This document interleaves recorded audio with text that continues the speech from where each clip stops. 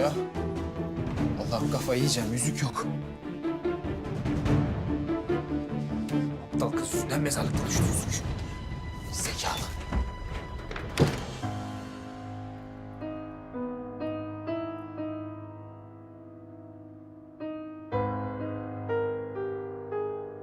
Zehra, Ziya.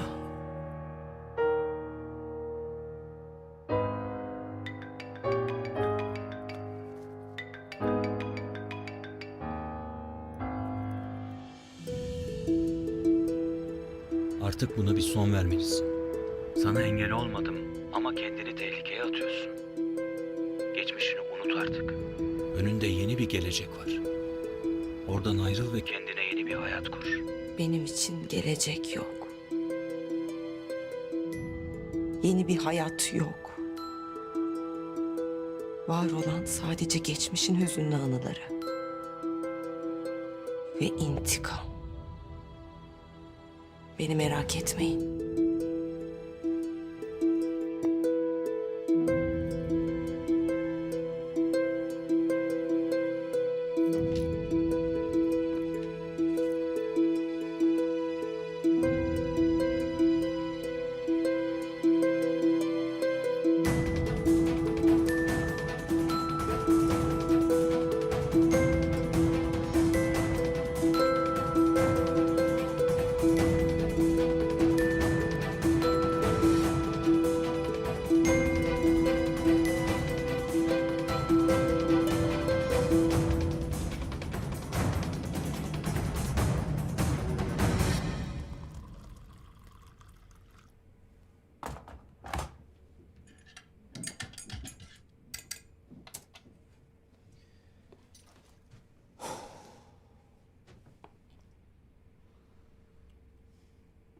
Arkadaş ara evin altını üstünü getirdim, yüzüğü bulamadım ya.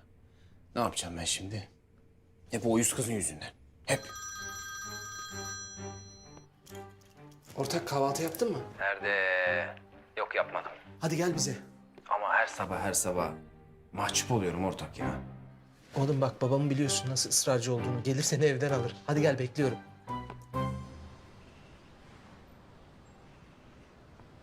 Oğlum bundan sonra bu mahallede raconu da biz keseriz. Harcı da biz alırız. Ben konuşurken gözlerime bak lan. Tombala surat. O patronuna söyle. Arası kamerayı lan bizim mahallede. Ne diyorsunuz lan siz? Kime racon kesiyorsunuz? Kanka kaçtım ben. Abicim sanırım yanlış bir anlaşılma oldu. Raconu da siz kesersiniz, haracı da siz toplarsınız. Bizim ne haddimiz abi? Bir saygısızlık ettiysek kusura bakmayın. Ne oluyor lan burada? Ulan Şevket. Ne oldu lan tırsak Şevket? Kabadayılık yapıyordun biraz önce. Ha? Abi estağfurullah sen bizi yanlış anladın ya. Ne kabadayılığı, ne haddimize. Kes lan. Topuğuna bir sıkayım da aklın başına gelsin. Abi ne yapayım? Abi nereden buldunuz bu topuğa sıkma mevzusunu? Abi lütfen ya. Abi yapma gözünüze kafama sık. Kes lan. Sevdiğim bir kız var abi yapma gözünüze. Kes lan. Evleneceğiz onunla bir gelecek planımız var ya. Kafama ya o hazıra abi ne olur sıkma. Benim bu mahallede bir duruşum var abi lütfen abi. Abi. Murat komiserim. Ulan Şevket. Bir kere de başını belaya sokma be. Bir kere de başını belaya sokma. Ne belası be komiserim ya abartmayın ya. Ben kendim hallediyordum siz niye karıştınız ki? Kes lan. Hallediyormuş. Bu hayatta sen neyi halletmişsin? Murat başkomiserim şimdi mahallenin önünde biraz ağır olmuyor mu? Rencide etmiyor musunuz ya? Bana bak Şevket. Sakın yanlış yapayım deme. Eğer başına iş açarsan da beni sakın arama.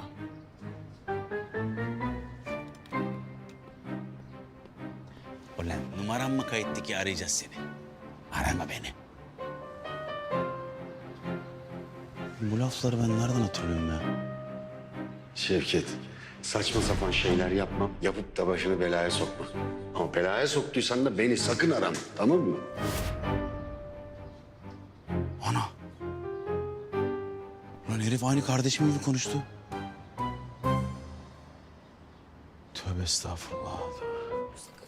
Neyse, her Şu bıçakları böyle koyun. Böyle. Düzenli düzenli.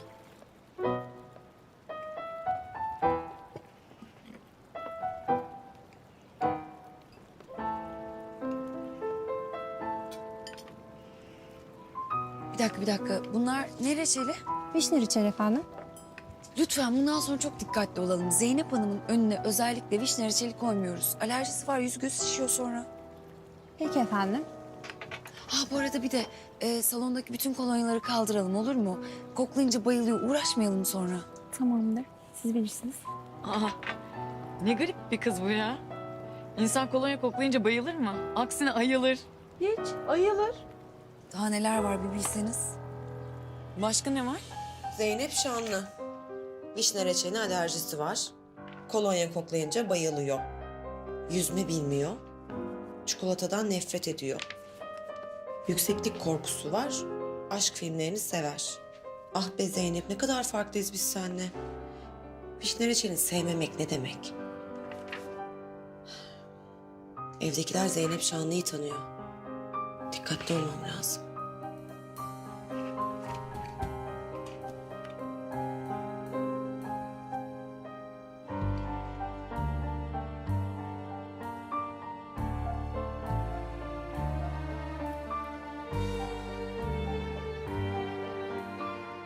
Bir zamanlar ben de aşk filmlerini severdim.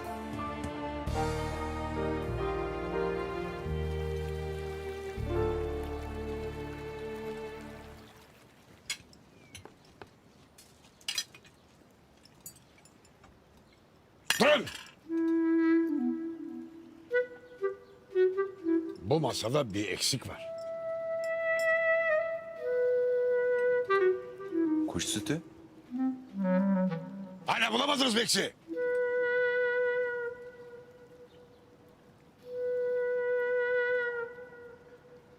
Sultanım nerede? Annem bu sabah biraz rahatsızlandı. Ne? Kahvaltıya geçinecek. Nesi var sultanımın? Önemli bir şey değil. Afiyet olsun.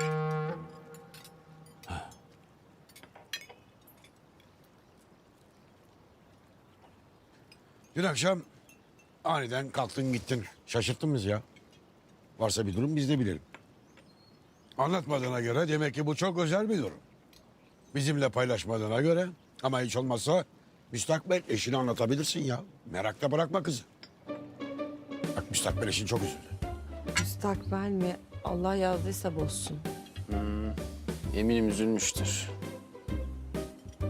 Bütün gece seni sordu ya. Tabii sormuştur. Tüm gece mezarlıkta peşimden koştu uyuz. Azmi Bey. Dün acil bir işim çıktı öyle. Hızlı çıkmam gerekiyordu. Pat diye apar topar oldu ama kusura bakmayın. Tamam evladım tamam. Ama bundan sonra böyle durumlar olursa en azından müstakbel eşine bilgi verirsin. Çok da merak ediyordum ya ben. Melahat'cığım, şu vişne reçelini uzatır mısın bana?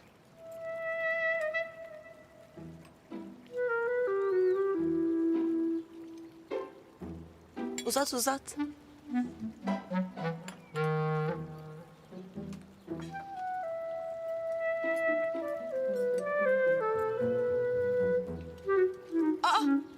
Melis, Zeynep'in vişne reçeline alerjisi yok muydu? Çok güzel reçelmiş ya. Uzun zamandır yememiştim ben bu kadar güzel reçel. Ya Zeynep ne yapıyorsun? Yememen lazım. Çıkart ağzındakini. Alerjin var senin. Çıkart onu.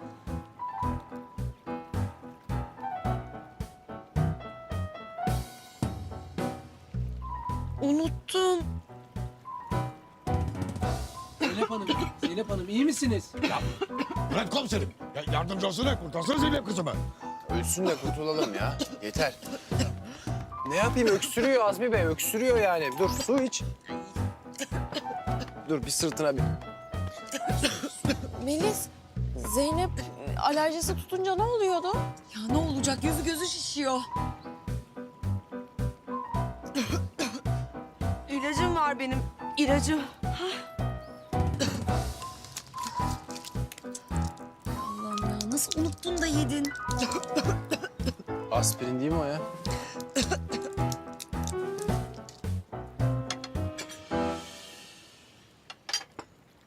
Süper bir ilaç Melis bu. Hemen alerjiyi yok ediyor. Tamam, ateşin falan çıkmadı değil mi? Yok yok iyiyim.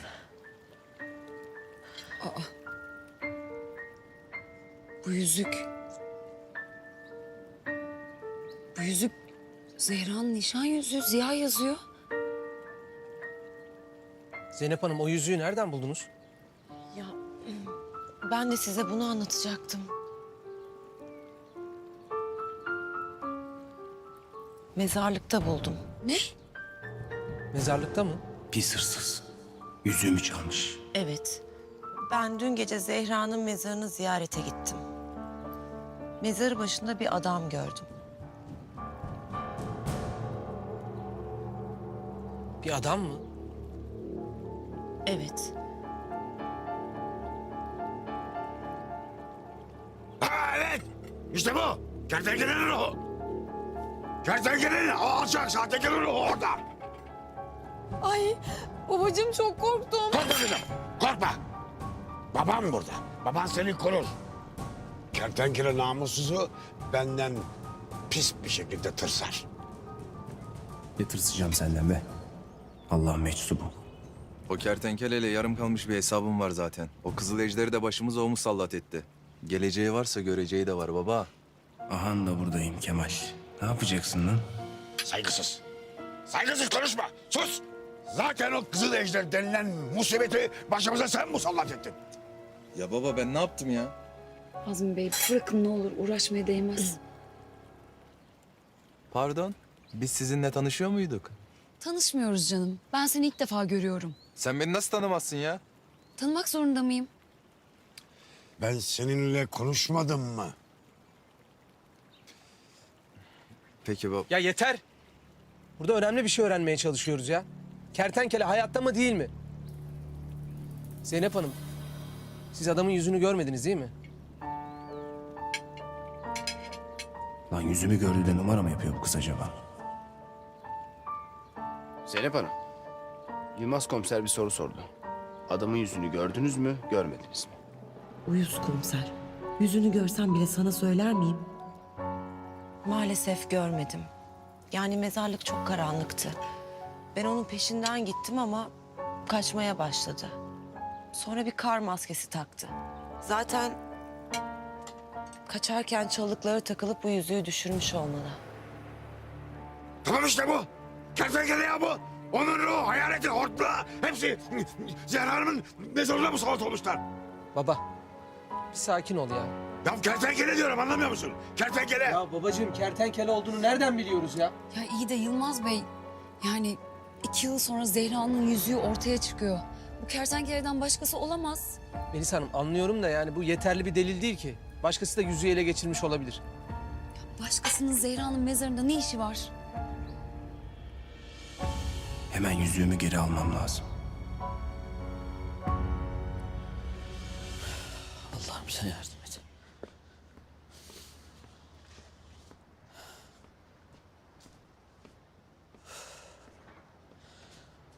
Allah'ım, Gizem'le konuşmam lazım benim. Sen yardım et ya Rabbim.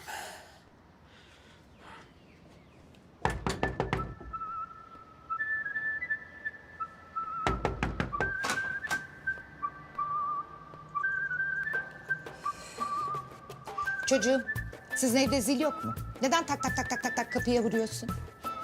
Anneciğim, hayırlı günler. Anneciğim, ay, üstüme iyilik sağlık. Çocuğum sen küçükken havale geçirdin galiba. Ne annesiymiş o? Efendim, benim Gizem'le konuşmam lazım. Ne konuşacaksın sen Gizem'le? Özel. Özelmişmişmiş. Ne özeliymiş o? Zaten senin yüzünden kızım hastalanıp yataklara düştü. Ne? Gizem'im hastalandı mı? Gizem'im hastalandı mı? Çocuğum Türkçe konuşuyorum anlamıyor musun? Evet hastalandı. Hem de senin yüzünden yataklara düştü. Efendim, benim hemen Gizem'in yanında olmam lazım. Olmaz. Lütfen, bakın bana ihtiyacı var. Vücudu da narindir onun. Müsaade ederseniz. Olmaz. Vücudu narinmiş. Ben doğurdum ayol. Ben bilmiyorum. Sen nereden biliyorsun? İzin vermiyorum. Ah Hicabi ah. Senin yüzünden yataklara düştüm ya. Şu halime bak. Gizem. Canımın içi ne oldu sana? Bir de soruyor musun? Git buradan. Seni görmek istemiyorum. Üstüme iyilik sağlık. Yatak odasının ortasına kadar gelmiş. Cık. Çocuğum sen laftan anlamaz mısın? Kızım senden hiç hoşlanmıyor. Hadi çocuğum, hadi dışarı. Hadi. Ayla Hanım, bir saniye müsaade edin. Gizem'le konuşmam lazım. Gizem, Nur yüzlüm. Kendine niye bunu yapıyorsun? Ya ben seni seviyorum, seni. Sana inanmıyorum Hicabi. Sen o beşik kertmenin yanına git, tamam mı? Ya deli deli konuşma. Ben seni seviyorum. Ne beşik kertmesi? İnanmıyorum sana. Bana inanman için daha ne yapabilirim? Sana inanmamı gerçekten istiyor musun Hicabi? İstiyorum tabii. Tamam o zaman. Ben biraz düşüneyim ne yapman gerektiğini. Tamam düşün. Bakalım ne yapabilirsin? Düşünüyor.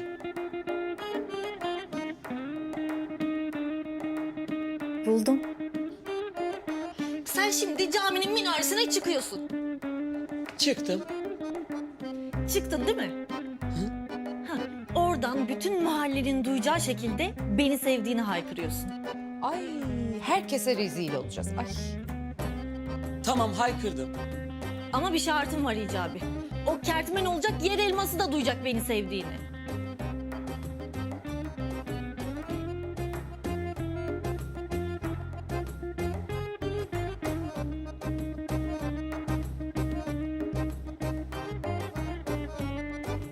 Ne oldu Hicabi? Niye sustun? Sen beni sevmiyorsun ya, git buradan. Hadi çocuğum, hadi. Süren doldu. Hadi çocuğum, hadi. Hadi çocuğum, hadi. Tamam. Tamam Gizem. Minareye çıkıp seni sevdiğimi herkese ilan edeceğim. Gerçekten mi? Gerçekten. Duymadan inanmam. Gel de duy o zaman. Gel. Hadi kalk. Kalk. Tamam, Yok, hadi gidelim Gizem, o zaman. Gizem bak hastayım diyordun sen. Hayır.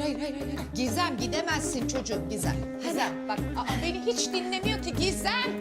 Gidemezsin çocuğum. Ne diyorsun ortak? Masada bizimkiler kaygılanmasın diye renk vermedim ama o herif kesin kertenkele. Ama bir başkası da olabilir. Dediğin gibi elimizde yeterince delil yok. Ya kertenkele dışında kim olabilir ki? Kertenkele Ünsal komiserin katili. Bizden birini öldürdü. Bunu onun yanına bırakmayacağız değil mi? Ben hiç kimseyi öldürmedim. Cinayet silahını hala bulamadık. Kertenkele yaşıyor olsa bile onu içeri atmak için elimizde yeterince delil yok. Ya ne diyorsun ya? Neyin delili? Unuttun mu? Levent komiser kendi gözleriyle görmüş.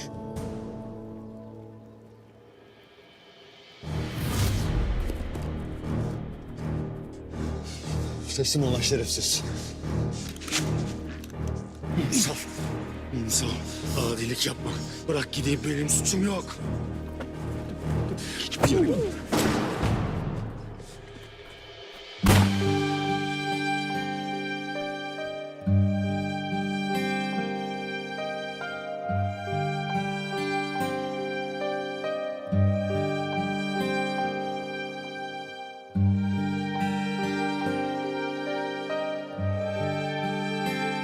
İnsan.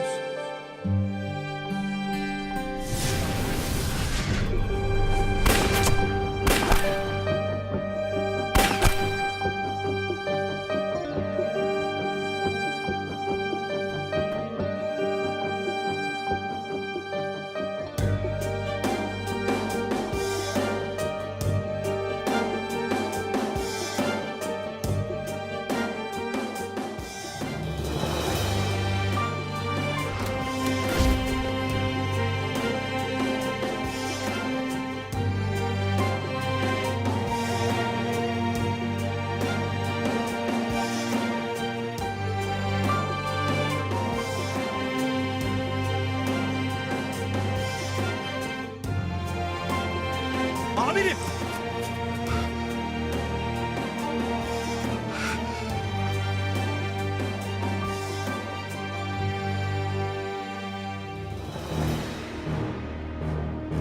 beni mi vurdun? Alçak kertenkele! Ben vurmadım lan!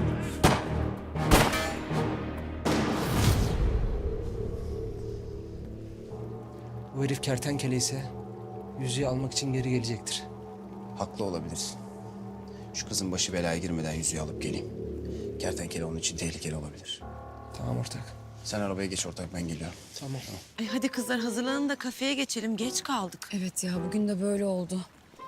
Aynen bugün hafta sonu bir de yoğundur. Ay Bir an doğru. önce gidelim bence. Şu geçen yaptığın kekten mi yapsak? Çok güzeldi. Olur. Aynen. Tamam. Evet. Yaparız. Zeynep Hanım, bir saniye konuşabilir miyiz? Kızlar hadi biz gidelim o zaman. Kapıda görüşürüz Zeynep'ciğim. Tabii konuşabiliriz. Zeynep. Bir saniye bitti. Ney? Kolay gelsin.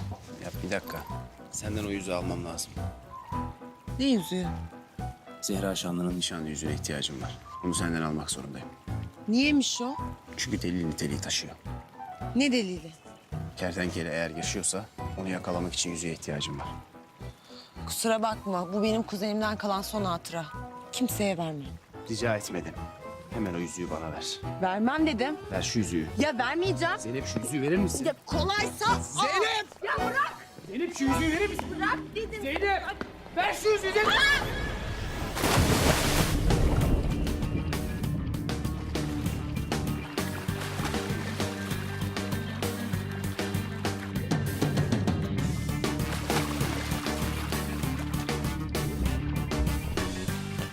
Zeynep! Zeynep! Murat komiserim Zeynep yüzme bilmiyor, kurtarın onu. Bilmiyor mu? Gel. Aa bunu alıyorum. Ne? Yüzme bilmiyor mu?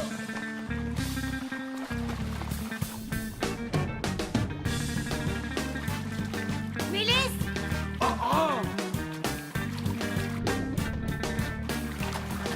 Zeynep yüzme bilmiyor. Ne oluyor ya? Oğlum kurtarsana. Ya yardım et bak boğulacak. Ya! Zeynep gel buraya. Zeynep!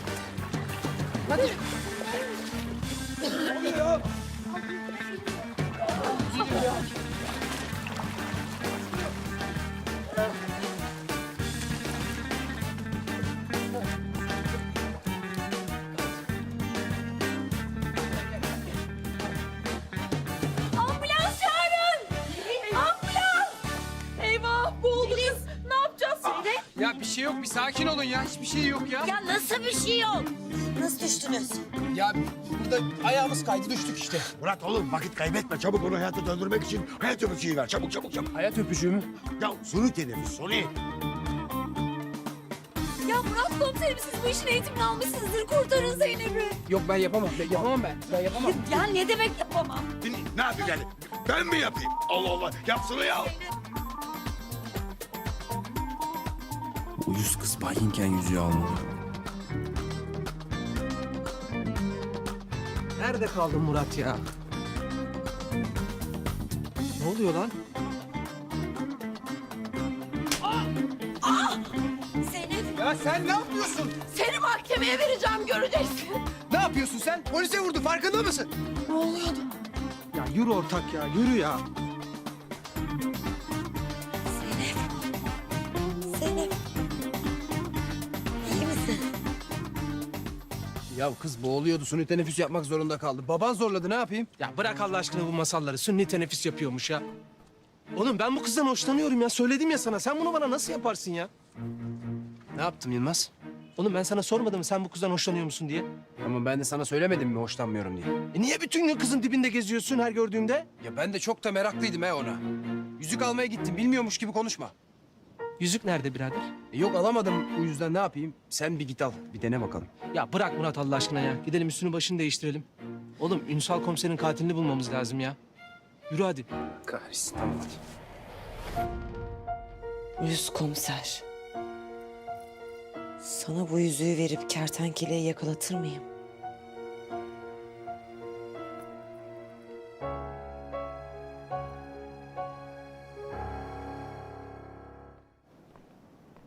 Teyzeciğim, ha bu Türkiye güzelinden kurtulduğumuza göre gidip bir gelinlik bakalım. Bakalım kızım bakalım. Yani iyi misiniz siz? Ne gelinliği Allah aşkına?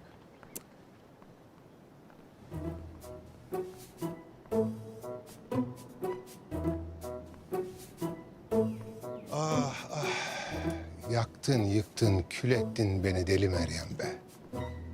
Asiye abla koş koş. Hayırdır ne oldu kızım? Oğlun Hicabi caminin minaresine çıktı. Ne işi var da minarenin ucunda? Ha elektrikler kesildi de ezan oradan mı okuyacakmış? Yok Asiye abla yok. Senin oğlan minareden Gizem'i sevdiğini bütün mahalleye ilan edecekmiş. Ne diyorsun? Sen ne dediğinin farkında mısın? Türkiye güzelinden duydum vallahi. Huy başımıza gelenler. Teyzeciğim eğer bu doğruysa benim Hicabi'yi vurmam gerekir. Kızım dur ne vurması? Dur bir işin doğrusunu öğrenelim. Koş da yetişelim.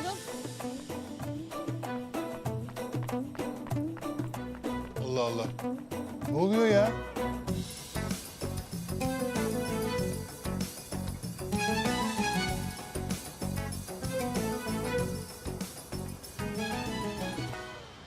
Bismillahirrahmanirrahim. Allah'ım sen yardım et ya Rabbim.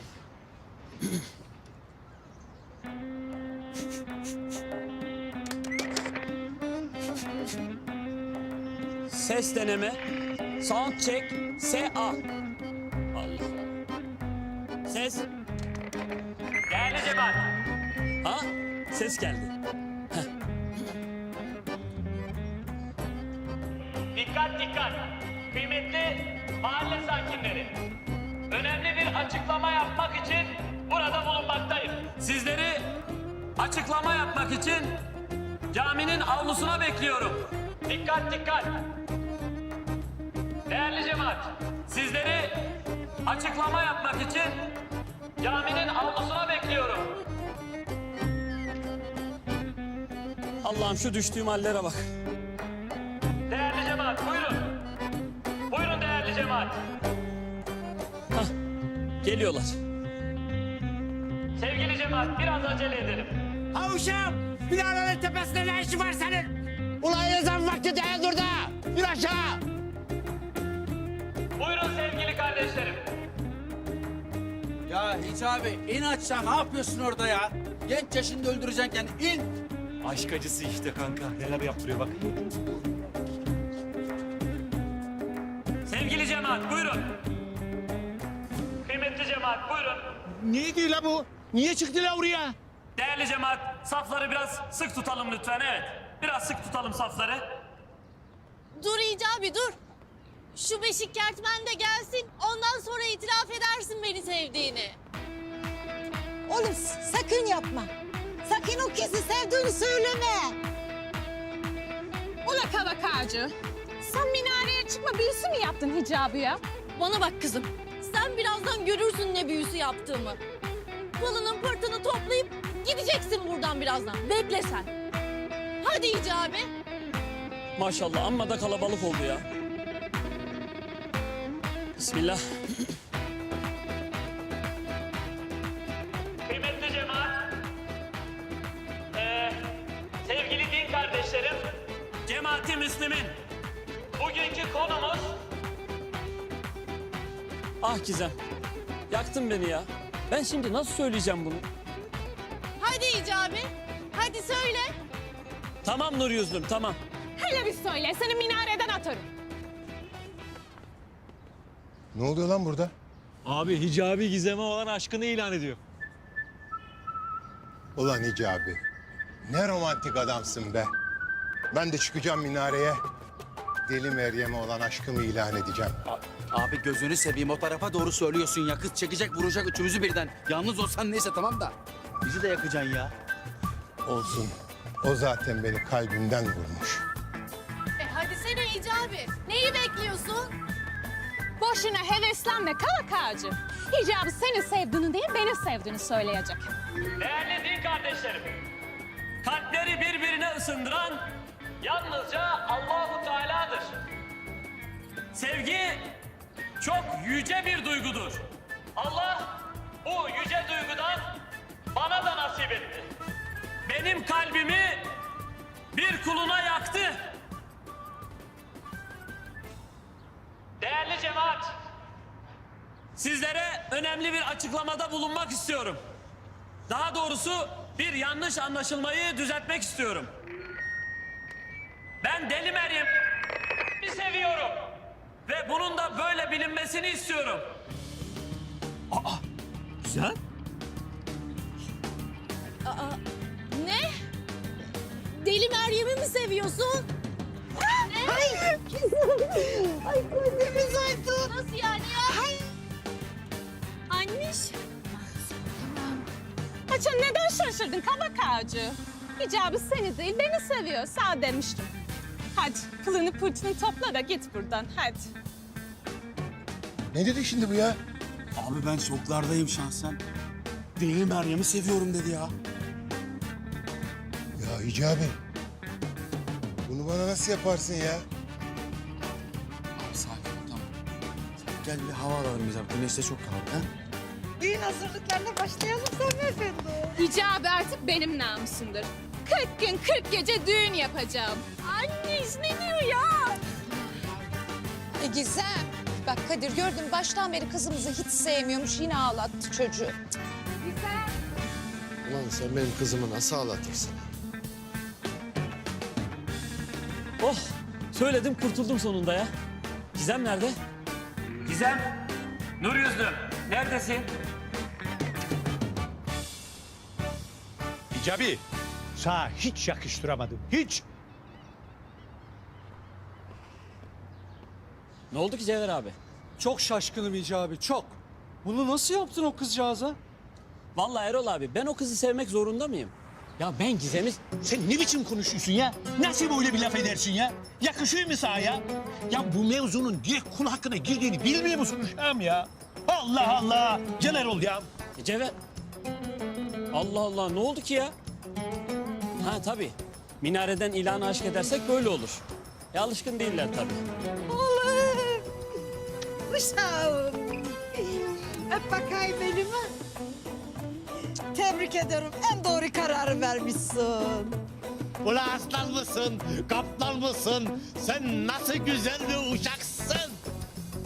Uy Hicabı. En sevdiğim bütün mahalleyi ilan etmek zorunda mıydın da? Bana söylesen yeterdi. Utandırdın beni. Ne?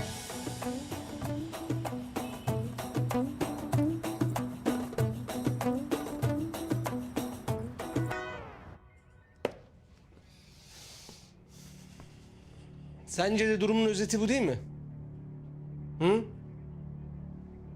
Kertenkele aslında ay yıldızlı adam. Zehra da maskeli kız. Hayal gücün çok zengin. Tamam kabul ediyorum. Bu benim düşüncem ve bunu kanıtlayacak bir delil yok şimdilik elimde. Ama olacak. Elimizdeki tek delil bu ikisinin de Ejder'in peşinde olduğu bilgisi. Tabii bu ikisi başka nedenlerle de Ejder'in peşinde olabilir. Ama emin olduğum tek bir şey var. Dün gece mezarlıkta olan adam kesinlikle kertenkeleydi.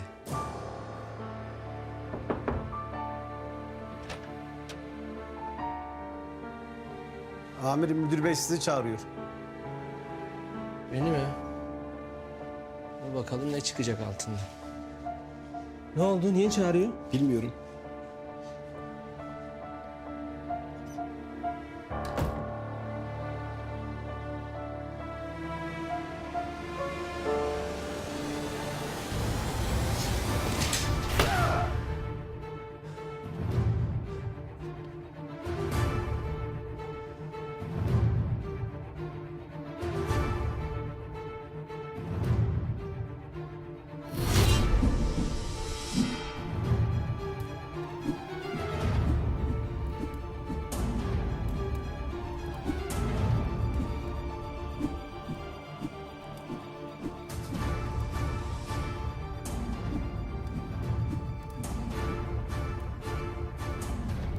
Önemli bir yabancı diplomat çok kritik bir ticari iş anlaşması için İstanbul'a gelecek.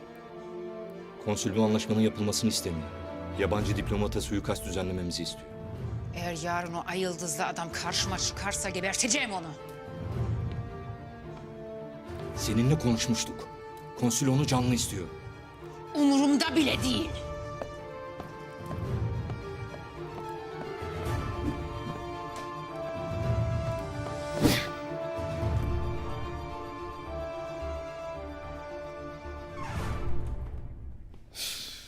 hayret bir şey ya. Ne oldu ortak?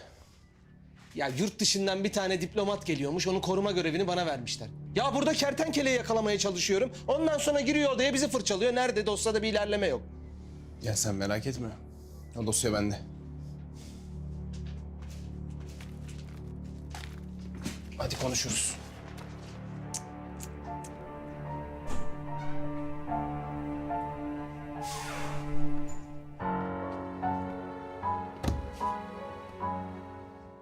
Murat komiser. Senin çok gizli görevin ne acaba?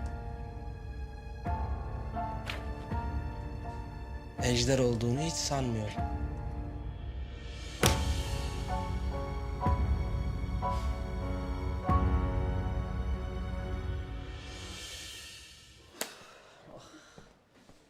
Ya vallahi ben Gizem'i sevdiğimi söyledim ya. Ya nasıl olur bu iş? Ya abi ben oradaydım. Kendi kulaklarımla duydum. Ben Deli Meryem'i seviyorum dedi. Allah Allah, Allah Allah. Demedim ya. Hayır demedim. Ben Gizem'i seviyorum.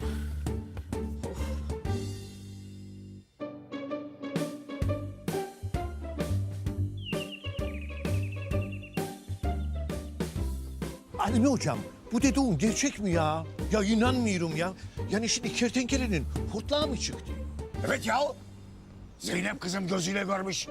Bu sahtekarın hortlağı Zehra kızımın mezarına musallat olmuş ya.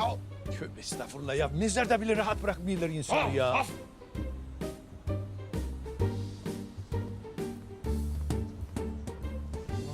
Görüyor musun?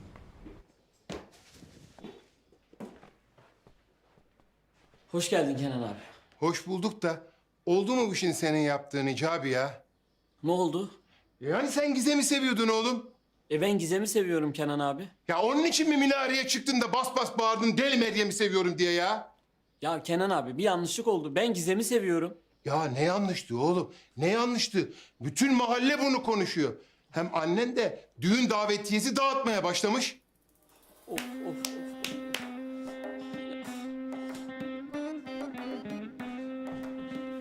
Ya ben bu işin içinden nasıl çıkacağım? Ben ne yapacağım şimdi ya? Hicabi, sen şimdi Deli Meryem'i sevmiyor musun? Sevmiyorum Kenan abi.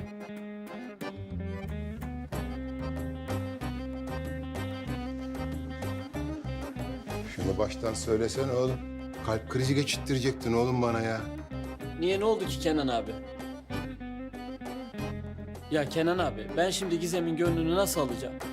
Hicabi, o işin en kolay tarafı. O iş bende. Ben ikinizi bir gönülde birleştireceğim. Aslanım benim ya.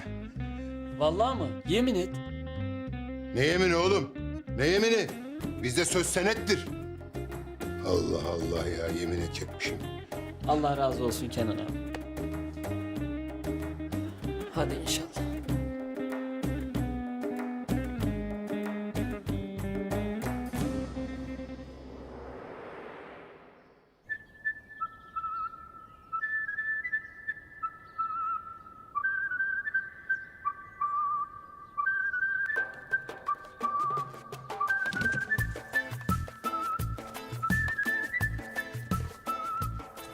Oğlum ne yapıyorsun lan sen? He? Deli Kenan paraları aldığımızı öğrenirse var ya bizim derimizi yüzer. Öğrenmeyecek ki. Bilmeyecek kardeşim. Geri koyacağız nasıl olsa. Merak etme. Gün sonunda 10'a 20'ye katlayacağız paraları. Gün sonunda ya paraları kaybedersen? Anlamıyorsun değil mi? Biz Deli Kenan'ın adamları olmaya devam ettiğimiz sürece Azmi bize kızlarını vermeyecek. Bizim patron olmamız lazım. Patron! Uyan! Hem başımıza bir şey gelirse kertenkele kardeşim bizi gelir kurtarır. Rahat ol. Seni kurtarır, beni öldürür. Öldürmez, rahat ol. O bende. Hallederiz. Şimdi panik yapma. Sakin sakin, tamam mı?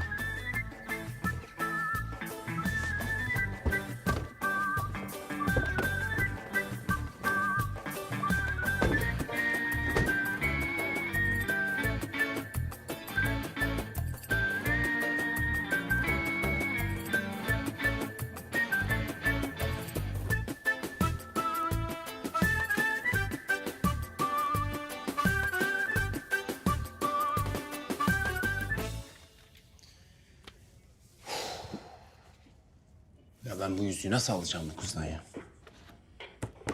Dikkat dikkat. Sarıyer mevkinde gizli bir mekanda kumar oynandığı ihbarı aldık. Tamam, ben ilgilenirim.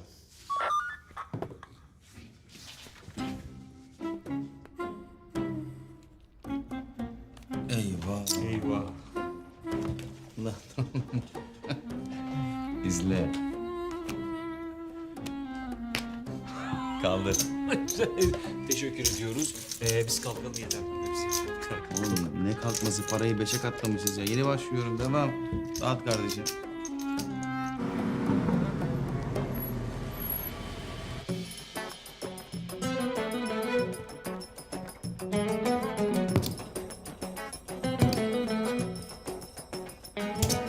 Oğlum ne yaptın? Bütün parayı sürdün. Sakin. Bende. Bu el kesin bizim. Beyler kusura bakmayın.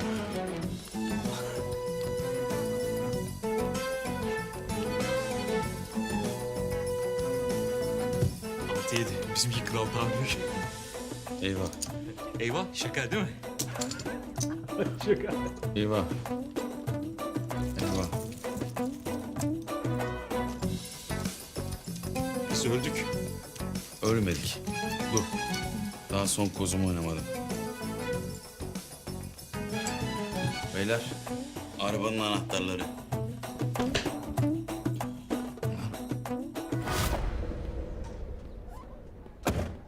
Hop birader dur. Sen de kimsin? Çekil kardeşim.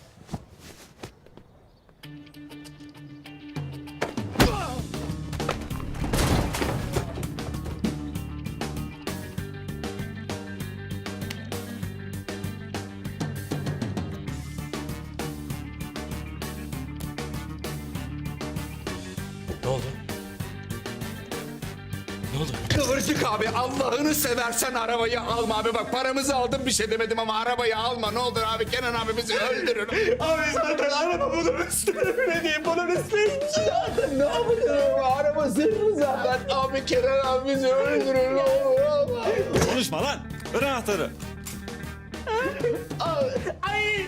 Başım abi. Oğlum ne yapıyorsun? Ya ne oldu? Silah ver oğlum, Kenan abi bizi öldürür. Uğraşlar öldürmesin. Ulan Şevket. Yine mi kumara?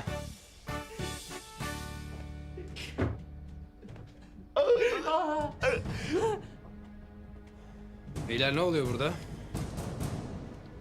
Sen de kimsin lan? Bana burada büyük oyun var dediler. Şansımı deneyeyim istedim. Murat komiser bizi kurtarmaya geldi. Ha, kurtarmaya geldi. Kesin bizi içeri atacak bu sefer. Görürsün bak. Yok. Atacak.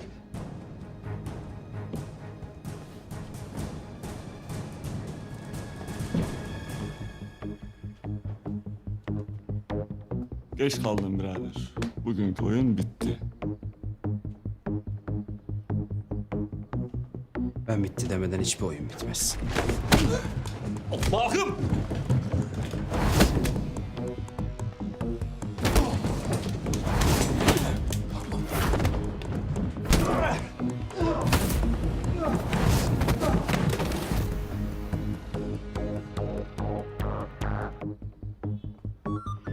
Herkes olay yerindeyim. Gelin alın bunları buradan. Anlaşıldı. Anlaşıldı, tamam. Sen de git odaya.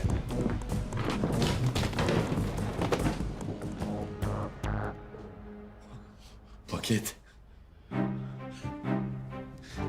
Komiserim sizden bir ricam olacak. Sayın Murat Başkomiserim, öncelikle ellerinize sağlık. Hak ettiler. Yalnız bizi içeri almazsanız çok seviniriz. Ulan Şevket. Yine mi kumar oynuyorsun ha? Yine mi kumar oynuyorsun? Bu kaçıncı?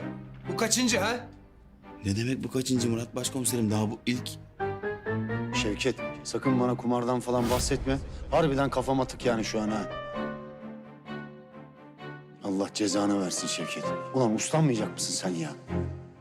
Ya kardeşim bu sefer durum feci. Vallahi bana yardım etmezsen mahvolurum. Ya Şevket sen kumar masasına bana güvenip de mi oturuyorsun ya? Vallahi bu sefer son kardeşim ben. Son. Bırak Şevket. Bırak Allah aşkına ya. Ya seni kurtarmak için neler yaptım ya. İmam olarak geldim, adamları ikna ettim. Boksör oldum, ringe çıktım, dayak yedim. Ya ben daha ne yapayım Şevket? Ama sen hiç akıllanmıyorsun ki abi.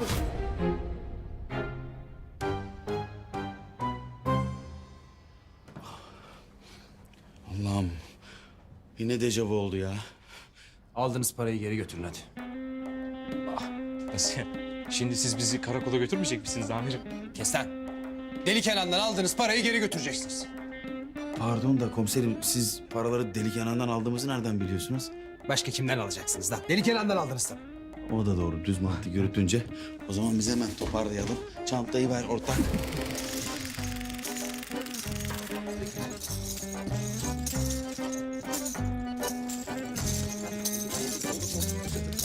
Hop hop hop hop. Kaybettiğiniz kadar alın. Fazlası haram.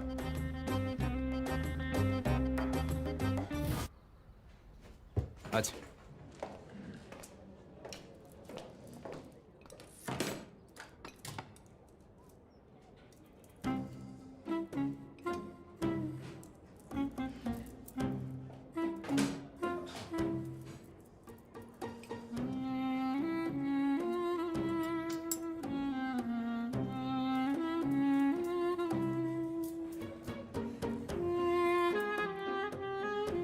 Pardon.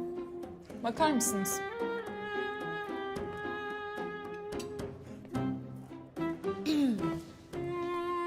Pasta bayat. Değiştirir misiniz lütfen? Pastalarımız günlüktür. Beğenmediyseniz kalkın gidin. Aa, şuna bak.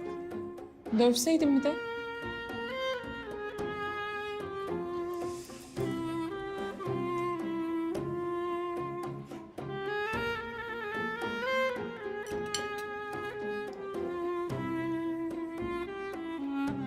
Kız haklı. Bu pasta bayat. Sen de beğenmediysen kız arkadaşını al ve buradan gidin. Sizinle uğraşamam ben. Kız arkadaş mı? Ne oluyor burada? Ben söyleyeyim. Bu pasta bayat. Az kalsın zehirlenecektik. Şikayet edeceğim sizi. Gidin, beklemeyin. Kime şikayet edeceksiniz edin. Canım. Sen hadi dışarı çık, ben hemen geliyorum, tamam? Tamam. Pardon da sen niye oturuyorsun? Hah bak canın gitti. Gitsene canınla. Ben bir çay daha alayım. Çay may yok. Defol git buradan. Çayının meraklısı değilim. Bakma yakınlarda bir tek bu yer var diye buraya geliyorum. Hem çayın da bayat. Bir daha da gelmem. Gelme. Bu işler böyle kolay. Tabii canım. Merak etme gelmem. Tabii. O işlemleri orada hallederiz. İyi günler, iyi günler. Heh, Zeynep kızım, kurtlar kadar açım. Hadi hazırda ne varsa verin de yiyeyim. Bu da ne?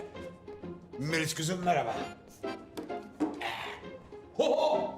Pasta varmış ya. Kalsın ben bunu yerim ya. Yahu çok güzel, eline sağlık kızım. Harika yapmışsın yahu. Hem de çok taze yahu.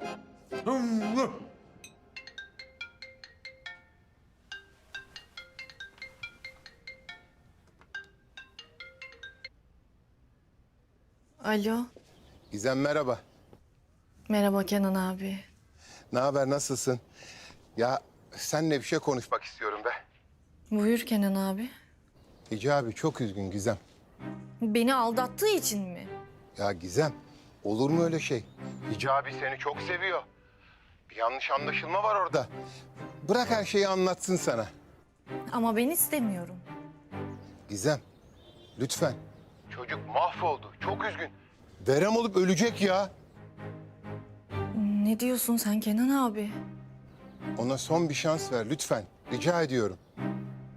Nerede peki şimdi? Sen mahalleye gel. Biz yanına gider konuşuruz.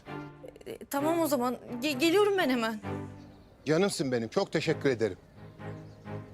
Oh.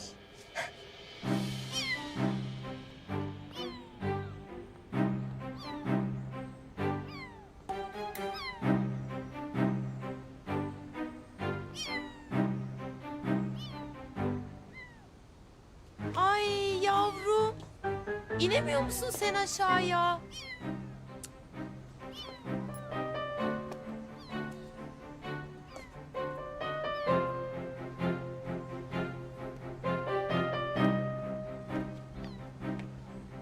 Hah. Ay. Aa, Zeynep. Küçük bir şeysin böyle. Ah be kızım, senin ne işin var orada? Senin yükseklik korkun var. Zeynepciğim, ne yapıyorsun orada? Düşeceksin şimdi. Melis'cim şuna baksana, ağaçta kalmış, çok korkmuş. İyi de Zeynep, senin yükseklik korkun yok muydu? Ay şu Zeynep Şanlı'nın da her şeyden korkusu var. Ay Melis, çok korkuyorum ben. Ne olur kurtar beni. Çok korkuyorum. Tamam canım, sakin ol. Ay ne yapsam acaba ya? Ya ben yüzüğü bu orijinal yüzden nasıl alacağım? Murat komiserim, yardım edin. Ağaçta mahsur kaldı, ne olur yardım edin. Yükseklik korkusu var. Uyuz nereden çıktı şimdi be? Senin mahsur mu kaldı? Madem yükseklik korkusu vardı, bu uyuz niye çıkmış ağaca? Ay sana hesap mı vereceğim be? Çıktıysam çıktım. Melis onu istemiyorum ben. Git bana itfaiye falan bul. Aman ne halin varsa gör be, bağırıyor bir de ya. Gidiyor. Murat komiserim, ne olur yardım edin. Lütfen. Evet, yüzüğü alabilirim. Tamam. Tamam Melis. Sırf senin için bu uyuzu kurtaracağım. Gelme, istemem. Tamam, bağırma, bağırma. Aa, gelme be. Bekle, geliyorum, bekle. İn aşağıya, istemem. Gitsene be manyak. Ver çabuk şu kediyi. Hop. Ver şu kediyi bana çabuk. Bekle. Al. Hop. Dikkat et. Hoppala. Hadi yürü. Şimdi sıra bu kediyi kurtarmakta bence.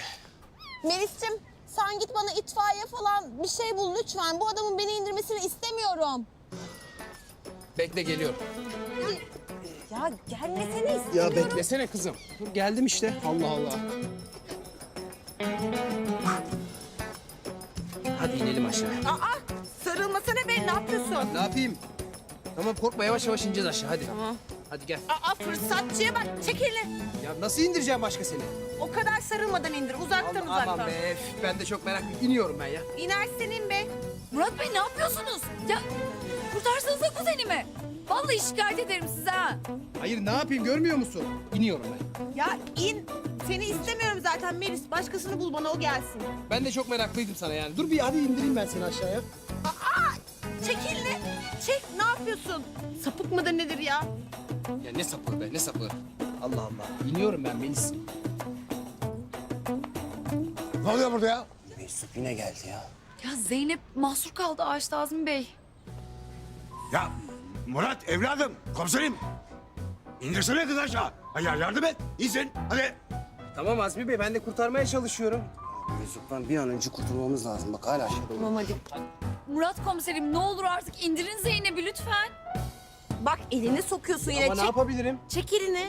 Hazır mısın? Tamam. Sıkı tutun. Tamam. Hadi bir, iki. Ay!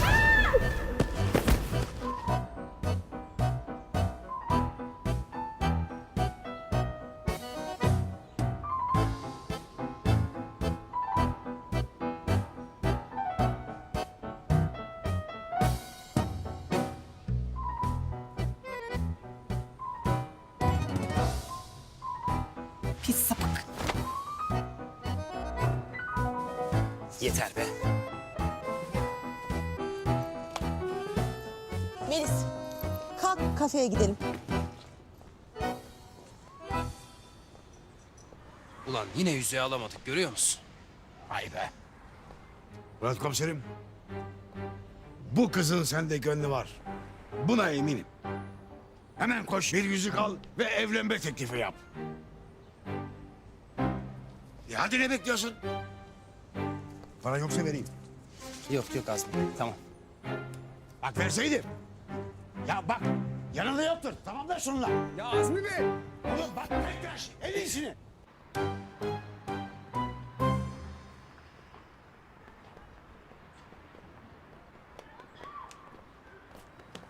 Oğlum hicabi. Vay vay vay Hicabi kardeşim. Ne haber? İyiyim Şevket abi, sen nasılsın? Eyvallah. nasılsın? Şükür. Hicabi seninle halletmemiz gereken bir mevzu var. Ne yapıyorsun lan? Pantolonu topluyorum. Oğlum öyle mafyatik hareketler yapma. Hicabi lan bu. Hicabi'yi mi kaldıracağız? Gayret. Hicabi. Kenan abi senin evde seni bekliyor. Bir mevzu var onu bir halledeceğiz. La bu deli Kenan'ın adamları ne karıştırıyor? Allah Allah. Hayırdır inşallah. Hicabi. İnce iş oğlum anlasana. Korkma lan sana bir şey yapmayacağız. Hadi.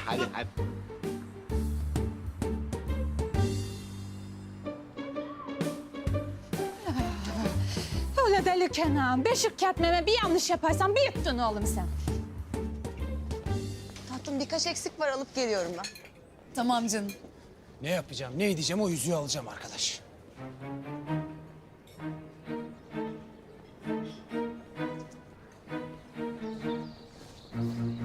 Şevket abi niye zahmet ettiniz? Ben yürürdüm. Ya ne zahmetli Hicabi aşk olsun ya. Estağfurullah Hicabiciğim, estağfurullah. Dur anahtar var, dur. La buna Hicabi niye eve getirdiler? Buyurun.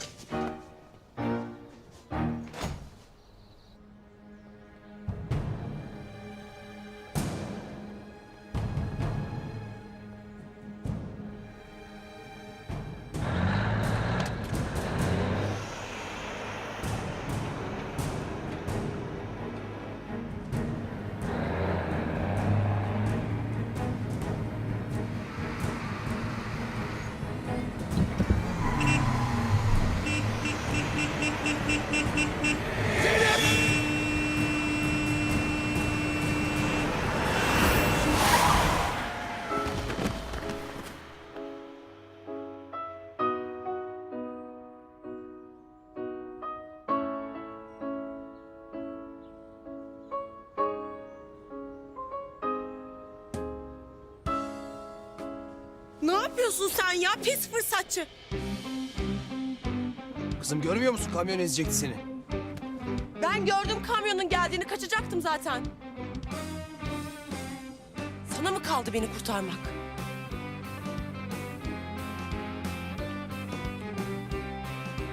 Nankör kedi. Yine yüzüğü alamadık görüyor musun? Orti. Hicabi uyanmadan, anası babası gelmeden şu imamı bulup getirelim. Gizem'le nikah kıysın. Olsun bitsin şu iş hadi. Şevket. Oğlum hazır imam buraya gelmişken diyorum bizim kızları da bir arayacaksak gelseler buraya. Şöyle toplu bir nikah kıysak. Ne diyorsun? Oğlum sen muhteşem bir adamsın. Süper fikir. Bazen geliyor. Ya nasıl bir adamsın ya. Hatta Azmi'yi de getirelim. Şu ortaya karışık bir nikah şahidi olsun. Lan ne nikah şahidi? Adam imam değil mi? Gelsin nikah direkt o kıysın. Nasıl? Oğlum ne moral bozuyorsun lan? Aslanlar gibi fikir bulmuşuz burada. Başlarım senin fikrine ağzını vurup dökerim önüne. Fikir anladın mı? İndir öyle. La bunlar neyin peşindeler? Ne imamı? Kenan abi gelmeden imamı çağıralım. Hadi yürü. Adam bekliyor. Aha. Neyin peşindesiniz siz de? Ne imamından bahsedersiniz? Deli bacı, aman Meryem bacı.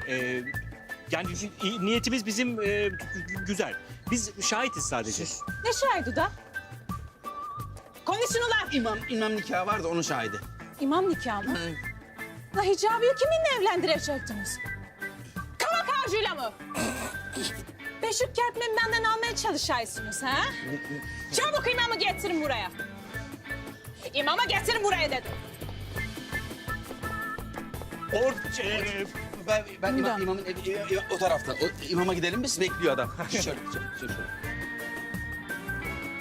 Bakalım imam kimin nikahını kıyacakmış? Hicabi seni görünce çok mutlu olacak Gizem. Sen onun yaşam kaynağısın ya. Kenan abi, Hicabi'nin kendisine zarar vermesinden çok korkuyorum. Şunları evlendirelim de bitsin artık şu mevzu ya.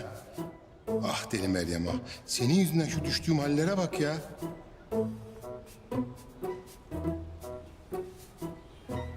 Kenan abi. Kenan abi. He? Hadi çabuk gidelim. Hadi yürü gidelim. Meryem sen niye geldin buraya? Niye geldiğim belli değil mi Hicabı? Hoca efendi siz niye geldiniz buraya? Neye geldiğimiz belli değil mi Hicabi? Ya Şevket abi beni niye buraya getirdiniz? Seni niye buraya getirdiğimiz belli değil mi Hicabi? Hasbinallah. Şevket. Kenan abi geldiğinde şu camdan dışarı atlayalım. Lakin Deli Meryem'i burada görürse bizi kesin vurur. Oğlum Kenan abi vurmasa Deli Meyrem bizi kesin vurur. Her türlü bize zaten. Hadi kaldırın sehpayı da başlayalım. Tabii hocam ne demek? Çok affedersiniz Deli Meryem Hanım.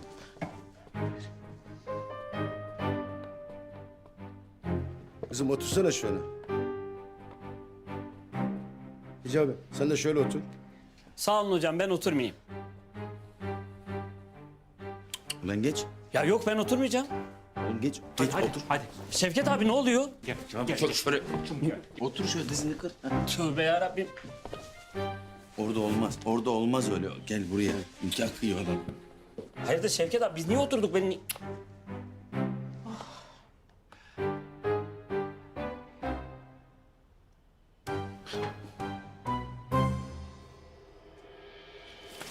Ya hocam hemen başlayalım gözünü seveyim zaman yok. Hadi icabı başlayalım artık. Ya neye başlıyoruz? Hala anlamamış.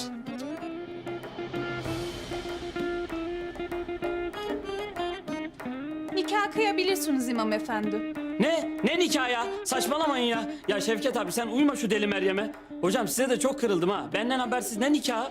Hocam yani siz de yani hiç yakışıyor mu yani? Benim iznim olmadan lütfen ya. Ne oluyor lan burada? Hicabi, Nur yüzlü. Hicabi bana bunu nasıl yaparsın ya? Ha yok hiçbir şey yaptığım yok. Hep birlikte oturalım dediler. Şevket abi biliyor o anlatsın. Şevket abi anlatsana. Hop.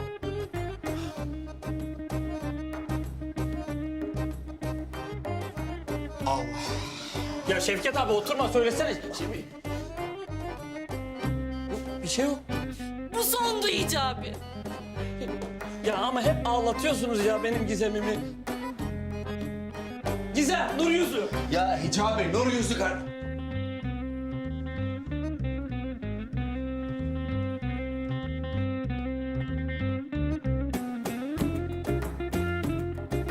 Gizem, dur Gizem yanlış anladım Gizem. Ne yaptınız ulan siz ha? Ne yaptınız? Allah!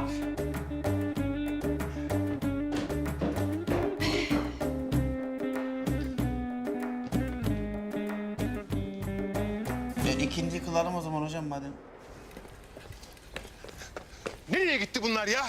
Deli Kenan, Deli Kenan. Kavak ağacını icabıma ememeye çalışın. Anlamadım sanma.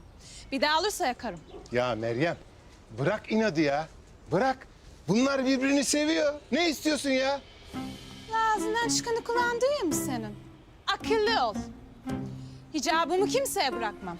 Bak Kenan, bir mahalleye iki deli fazladır. Bundan sonra buranın delisi benim, böyle biline. Bir daha da karşıma çıkmayasın. Anladın?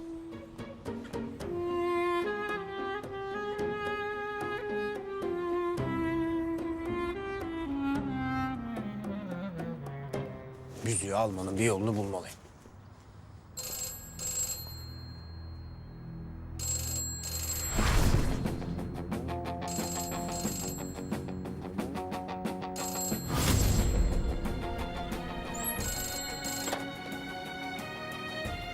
Yarın yabancı bir diplomat İstanbul'a gelecek. Türkiye için çok önemli bir anlaşma imzalayacak. Konsülün suikast yapma ihtimalinden şüpheleniyoruz. Herhangi bir suikaste karşı diplomatı korumanı istiyoruz Ay Yıldızlı adam. Anlaşıldı tamam. Bu arada Akıncı ile birlikte çalışmanı istiyoruz. Konsülle tek başına savaşamazsın. Akıncı ile konuş, onu ikna et. Akıncı'yı nereden bulacağım? Daha kim olduğunu bile bilmiyorum. Öğren o zaman.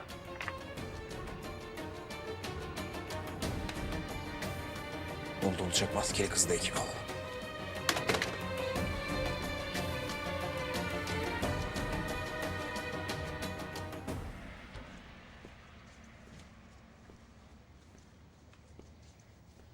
Ben Gizem'in gönlünü nasıl alacağım şimdi?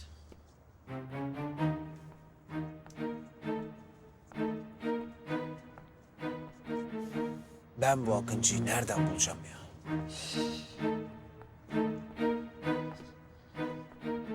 Selamünaleyküm Murat hocam. Aleykümselam Hicabi. Buyur Murat hocam. Yok sen buyur. Buyurun Murat hocam. Olur mu öyle şey? Estağfurullah ya. Buyur. Vallahi buyur. Yok olmaz Hicabi buyur. Buyurun ama kırmayın beni. Hicabi. Hadi geç buyur. Sen geç. Buyurun. Buyur da buyur yeter be. Her gece buyur buyur buyur. Of.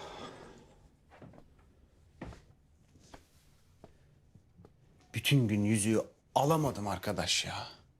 Uyuz kız. Bir yolunu bulmalıyım. Olmayacak böyle.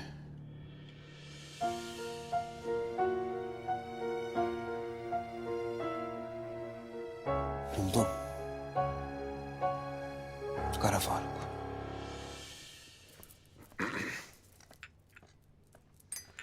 Zeynep kızımız nerede? Odasındaydı en son. Çağırın gelsin. Babacığım saat kaç oldu? Uyumuştur belki. Ay Azmiciğim şunları bitirip biz de uyuyalım artık. Olmaz. O alçak, o sahtekar kertekelin ruhu bu malikaneye musallat olabilir. Ben sabaha kadar nöbet tutacağım. Ay Azmi.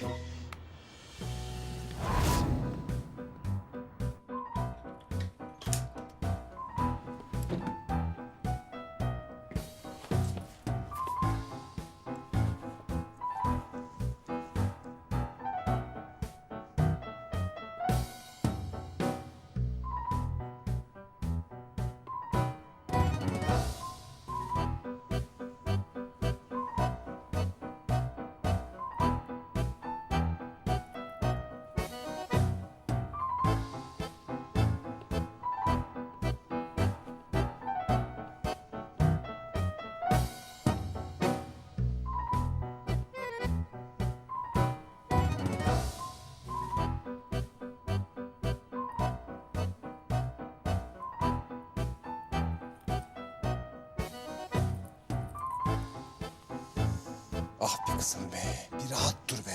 Bir rahat dur.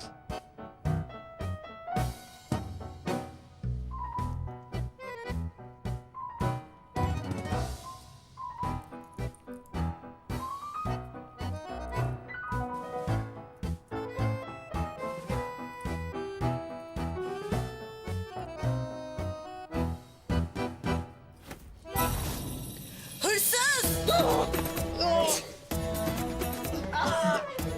Yardım edin! Ne yapıyorsun adamla? Hırsız! Yardım edin! Bu neydi şimdi? Zeynep. Zeynep'in sesi bu. Kertenkelenin ruhu malikaneye geldi. Kertenkelenin ruhu bu.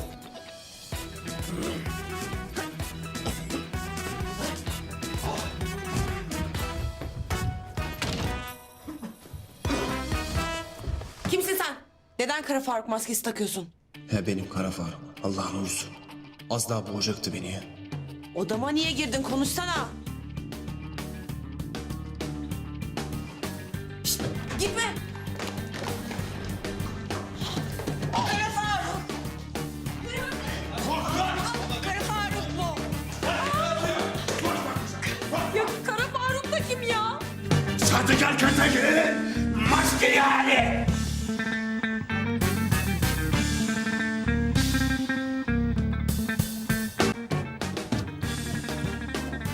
Nereye kaçtı lan bu? Bak orada. Lan dur. Koş koş koş. Kaçıyor koş. Çabuk çabuk çabuk. Önde kaçıyor. Çabuk. Vay! Gel. Oğlum Şevket. Biz nasıl göreceğiz lan kızları şimdi? Öyle boş ben hallettim. Sen rahat ol ya kardeşine güven. Nereye düştük arkadaş ya? Ana! Lan ne oldu? Kara Faruk. Kim? Kara Faruk. Ulan ben biliyordum kardeşim. Kardeşim yaşıyor ben biliyordum. Lan ne yaşaması? Kardeşim. Semih kaç. Kaç oğlum kaç. Kardeşim neredesin sen be? Ulan çok özledim seni be. Oo zayıflamışım. Özlemişim lan. Ne yapıyorsun lan? Oo eskisinden daha güçlü. Süper.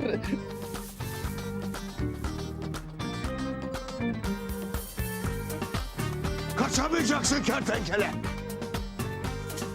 Kemal sen önünü çevir.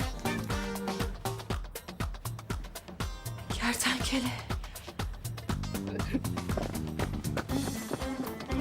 Orada. Kara Faruk orada Azmi. Geberteceğim o sahtekarın ruhunu. Oğlum ne yapıyor? Kafam mı güzel? Gel biraz daha sarılayım. Doyamadım ya. Gel. Oğlum benden kaçamazsın lan.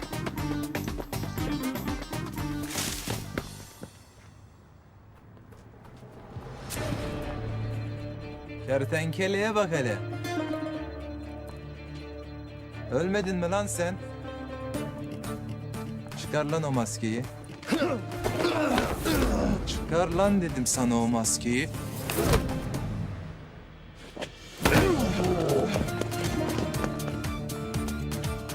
Vay! Vay! Geliştirmişsin lan kendini. Hatırladın değil mi?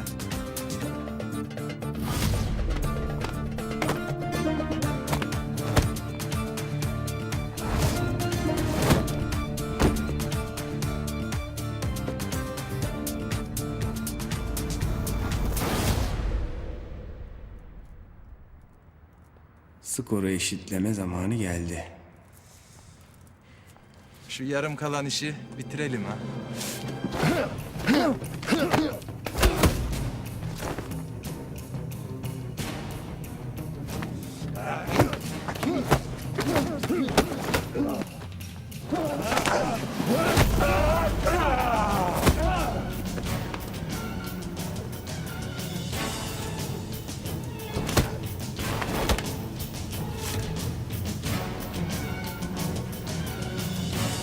Oğlum!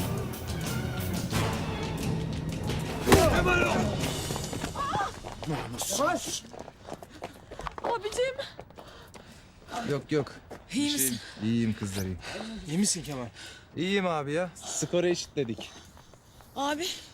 Dert etmeyin kızlar. Acı erkeğin masajıdır. Hadi eve gidelim. Gelin boş verin. Azmi'cim. Kemal. Şş, kaçtı mı lan?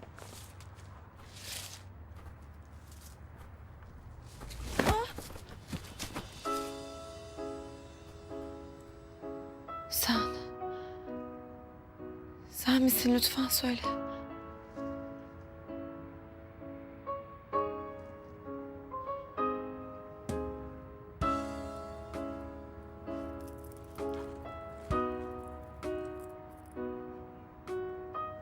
Bunu mu istiyorsun?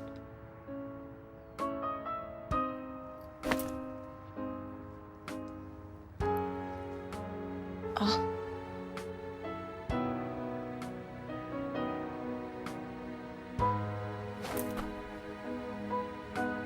Maskeni çıkarmadan yüzüğü vermem. Yüzünü görmeden yüzüğü vermem. O yüzüğü alacağım kızım. Zehra'nın yüzüğü bana ait. Çıkar maskeyi. Maskeyi çıkar.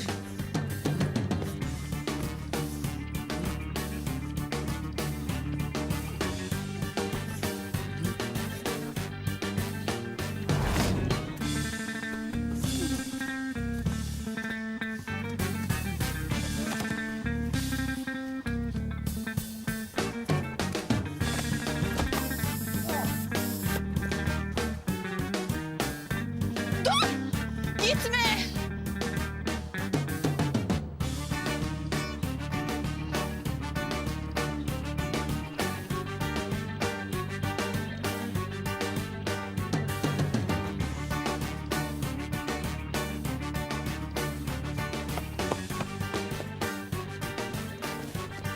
Lan yine alamadık şu yüzüğü.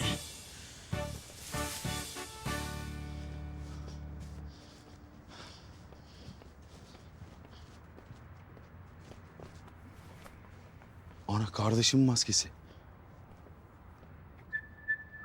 Vallahi kardeşimin kokusu ya. Ulan biliyordum ölmediğini, biliyordum ben.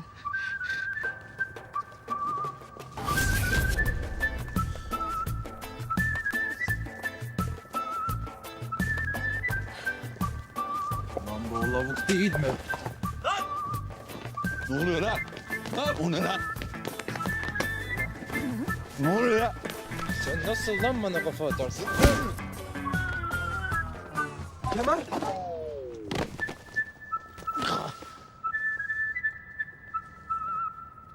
Bu kim lan? Şevket?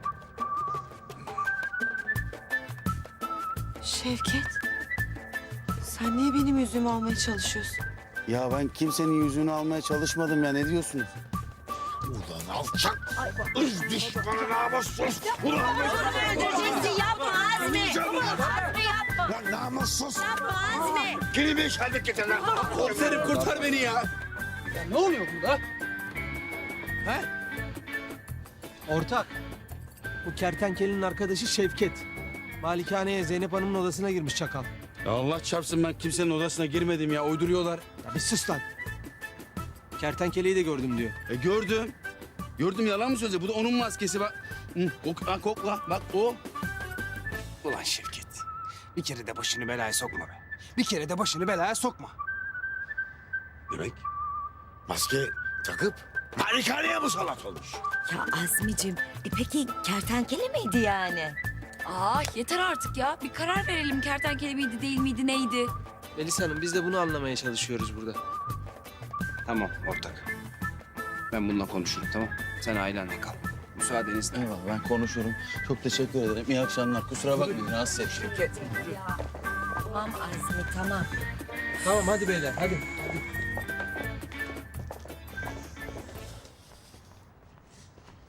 Sen kime kafa atıyorsun? Ne? Ya Şevket! Şerefsiz Kemal. Ağzını burnunu kırarım lan seni. Bana bak. Derdin ne senin ha? Ya bir kez olsun başını belaya sokmasan ölür müsün? Ya komiserim, ben de can atmıyorum başımı belaya sokayım diye. Kardeşimden ettim, arkasından gittim. Kertenkele sandım, ne yapayım? Kardeşin öldü Şevket. Tamam. Hayal kurma öldü. Ya komiserim, ölmedi. Ben hissediyorum. Lütfen bari hayallerimle oynamayın ya. Şevket seninle uğraşamam. Bir daha da karşıma çıkma tamam mı? Vallahi içeri atacağım seni bak. Eyvallah. Hadi görüşürüz. Hem karşıma çıkma diyorsun, hem görüşürüz diyorsun. Ne garip adam ya.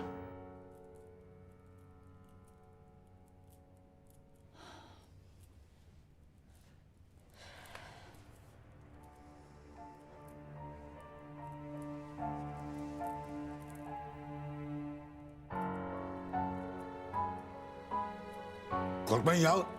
Sakin olun. O sahtekar ruhu bir daha buraya gelemez. Ben buradayım. Korurum sizi, merak etmeyin.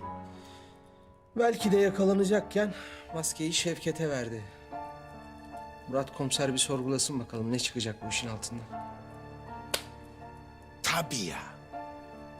O sahtekar kertenkelenin suç ortağı zaten Şevket. Zeynep Hanım, ben odanıza giren maskeli adamın Şevket olduğuna inanmıyorum. O adam odanıza girip Zehra Şanlı'nın yüzüğünü almak istedi. Yüzüğe bakabilir miyim? İzniniz olursa hemen geri vereceğim.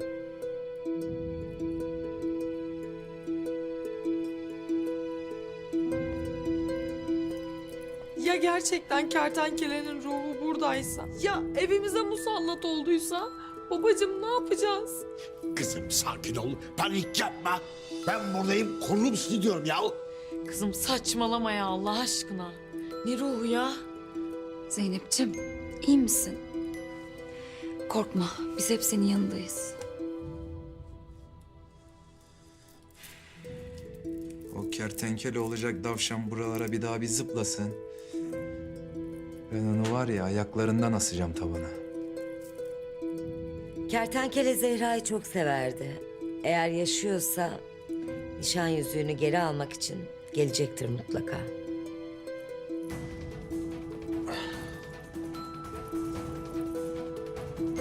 İzninizle.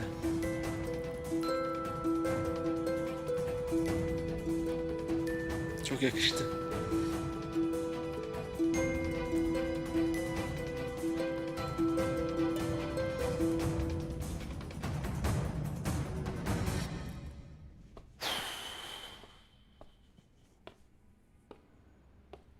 Nasıl alacağım ben bu yüzüğü?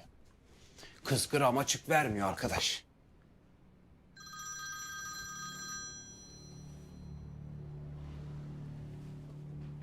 Söyle ortak.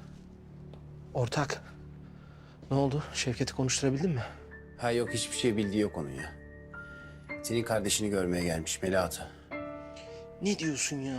Adi herif. Ulan çakal, ben sana gösteririm. Yok. Sen sıkıntı yapma. Ben kulağını çekerim onun. Ne diyorsun? Zeynep Hanım'ın odasına giren herif. Kertenkele mi sence? Olabilir. Olabilir değil, bence o. Ünsal komiserin katili yaşıyor. Kertenkeleyi de çok yakında yakalayacağım.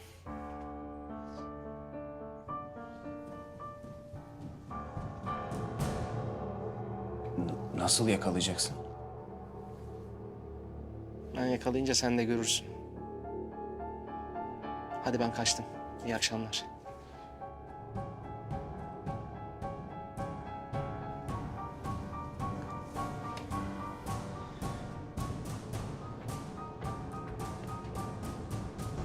Allah'ım ya.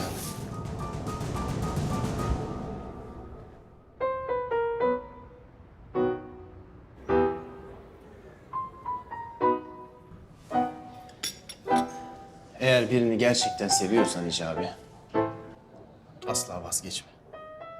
Sevdiğinin kıymetini kaybettiğinde anlıyor insan. Geçmişte birini sevdin mi Murat? Evet. Sevdiğim, beni seven bir kadın vardı. Hangi kadın bunu sevdiyse?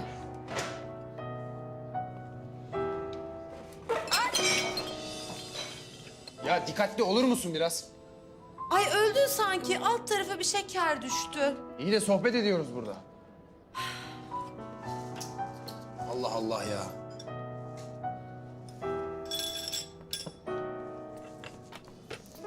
Hadi gençler oturun şöyle. Keyfinize bakın, hepsi abinizden. Abicim hoş geldin. Hoş bulduk. Hoş geldin abicim. Hoş bulduk abisi. Melis yok mu? Siparişleri alsın. Ne gerek var Melis abicim? Ben alırım siparişlerini. Peki sen öyle diyorsan öyle olsun. Her zamankinden donat bakayım. Tamamdır.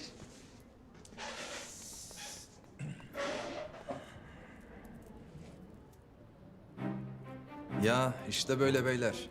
Size salonda öğrettiğim gibi. Yamuk insan gördünüz mü ya da yamukluk yapan birini gördünüz mü öyle hemen şiddete başvurmayacaksınız. Mesela beni örnek alın. Bende simetri hastalığı var. Öyle yamuk insan gördüm mü tahammül edemiyorum. Ağzını burnunu dağıtasım geliyor. Ama ne yapıyorum? Hemen sinirlerime engel oluyorum. Siz de öyle yapacaksınız. Sinirlerinize engel olacaksınız. Benim size öğrettiğim şeyleri birini dövmek için değil, ananızı, bacınızı, sevdiklerinizi korumak için kullanacaksınız. Görüyor musun Hicabi? Usta ve çekirgeleri gelmiş.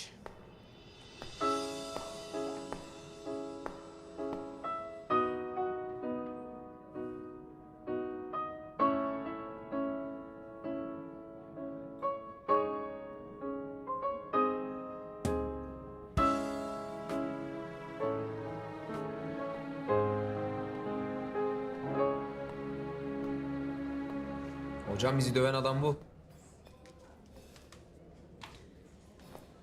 Murat komiserim.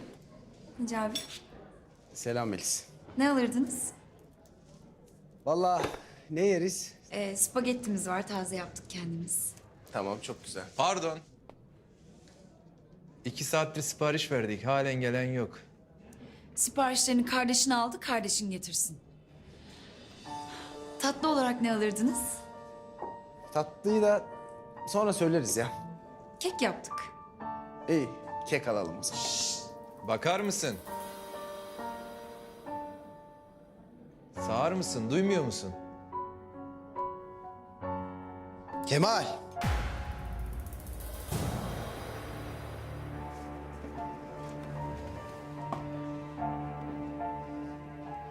Kadınlara karşı biraz daha kibar olsan. Diyeceğim de. Senin gibi yontulmamıştan daha fazlasını beklemem zaten. Ben de sana biraz adam ol diyeceğim de Seni zor durumda bırakmak istemiyorum. Komiser. Senin alnına kim imza attı Kemal? Hı? Bir imza da ben atayım mı?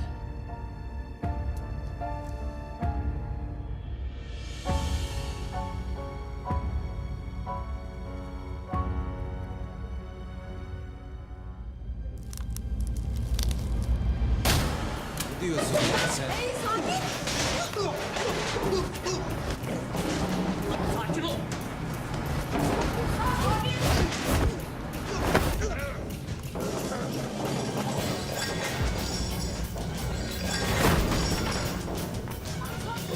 Bu burada böyle bitmez oğlum. Görüşeceğiz seninle. Yine gel Kemal. Defol git buradan. Haddini bil kızım, sen kimi kovuyorsun? Sen de defol git. Şşş, yavaş olsana kızım. Yettiniz ya. Bırakın lan. Bırakın kızlar, bırakın. Şununla muhatap olmaya değmez. Hadi görüşürüz evde. Yürüyün lan. Hayvan herif. Hayvan herif. Komiser olacak bir de serseri gibi kavga ediyor ya. Ya bu sahtekarın ruhu ortalıkta dolaşıyor ya. Akşam malikaneye geldi. Soymaya çalıştı. Dikkat edin, sizin de evlerinizi soyabilir. Ya Azmi hocam ya, öyle şey olur mu? Bu yaşıma geldim hiç duymadım ya. Yani hortlak hırsızlık eder mi ya? Ya huylu oyundan vazgeçer mi? Akşam malikaneye geldi diyorum ya. Zeynep Hanım'ın kolyesini çalmaya çalıştı. Ne yapacak adam kolyeyi? Zeynep Hanım'ın kolyesinde Zehra'nın nişan yüzüğü var. Onu almaya çalıştı. Arkadaşlar size bir şey diyeyim mi? Ya bu adamın hortlağı değil, kendisi hırsızlığa çalmış. Bizim çocuklar da dün gece kertenkeleyi gördük diyorlar. Al işte, al. Al. Kenan abi mümkün mü böyle bir şey? Adam ölmüyor Erol. Ne yapalım? Ulan Hicabi'yi deli Meryem'le evlendirelim. Ben de bir harçlık tutayım. Ne diyor bu ya? Galiba espri yapmaya çalışıyor Kadir Baba. Evlendir, evlendir ya. Evlendir. Ben de hemen şu Zeynep kızımla Murat komiseri evlendireyim. Olur mu öyle şey Sami Efendi? Hicabi Gizem'i seviyor. Meryem'le evlenmez ki. Kim demiş? Ha o iş bitmiştir de. Asiye ile gelinim bugün gelinlik bakmaya gidecekler. Ne? Sen bunu da kaldır.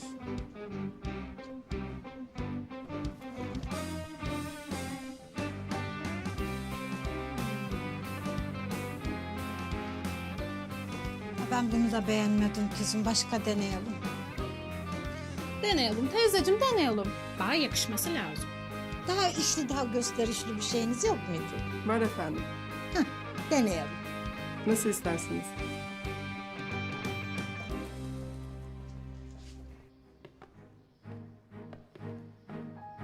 Diplomatın uçağı rötar yapmış. Akşama doğru gelir. Akşam bekleyeceğiz. Akıncı ve Ay Yıldızlı adam orada olabilirler. Sakın yanlış bir şey yapayım deme.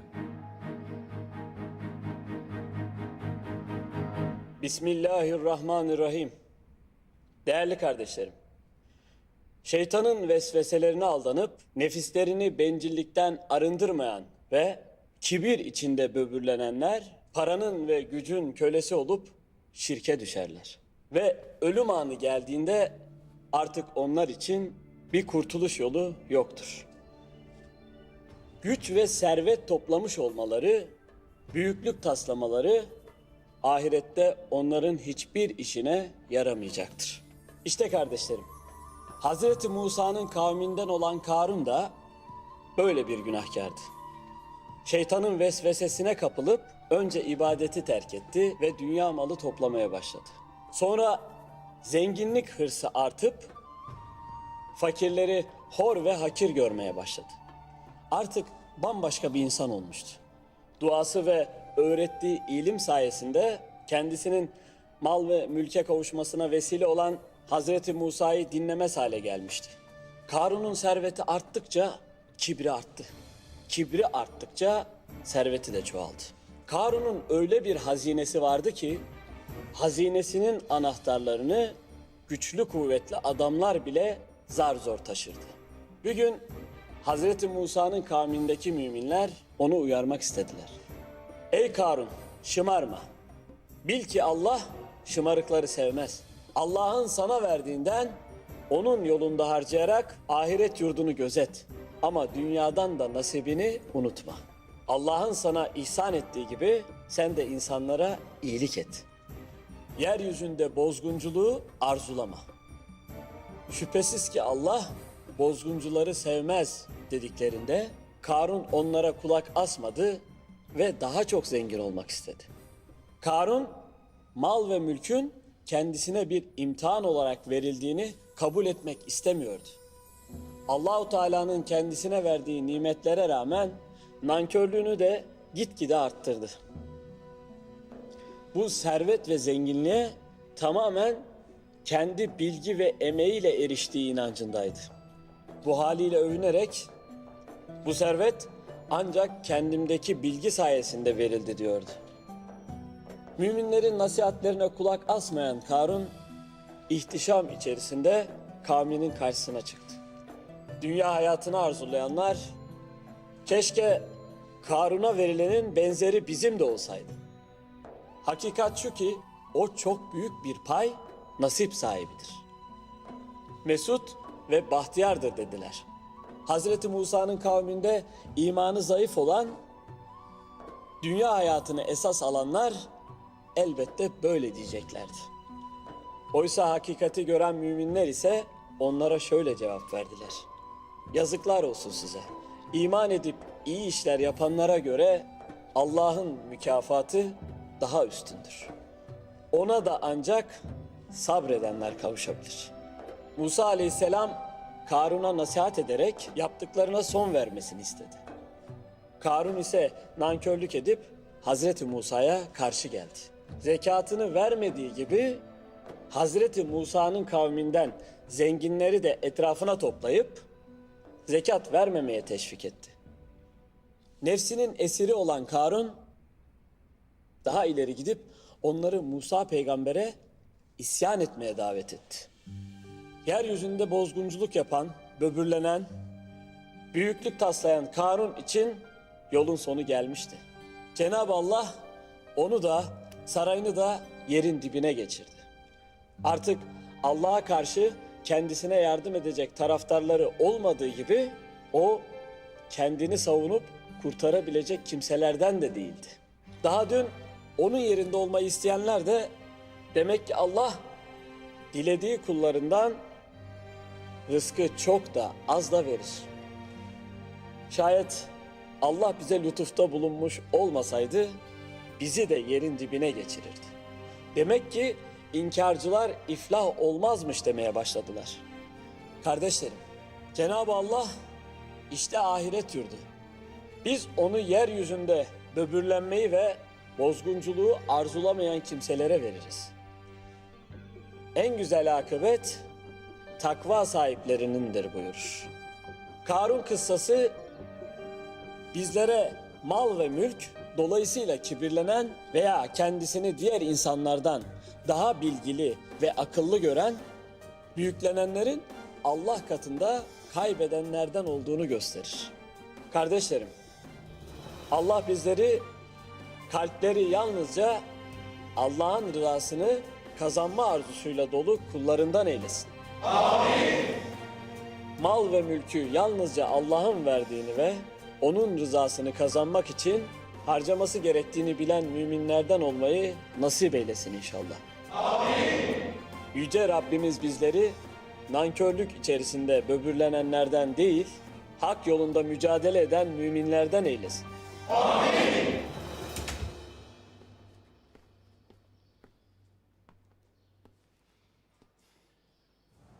Her şey yolunda mı orada? Evet amirim, merak etmeyin. Bak beni dinle. Kertenkele o yüzüğü alacak. Aldığında da deşifre olacak. Biz de enseleyip içeri tıkacağız. Gözünü dört aç. Tamam amirim. Ben şimdi diplomatı karşılamaya gidiyorum. Sen orada kal, tamam? Peki amirim. Bir sıkıntı olursa ara beni. Merak etmeyin.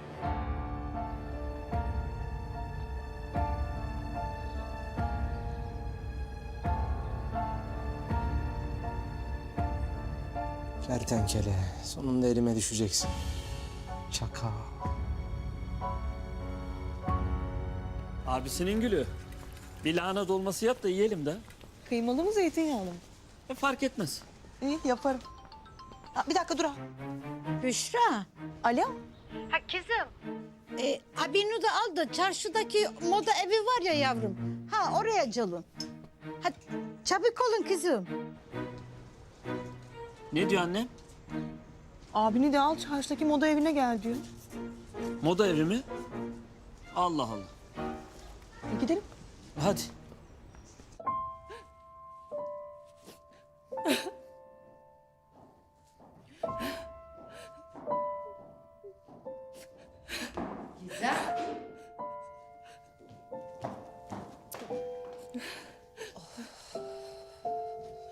Gizem.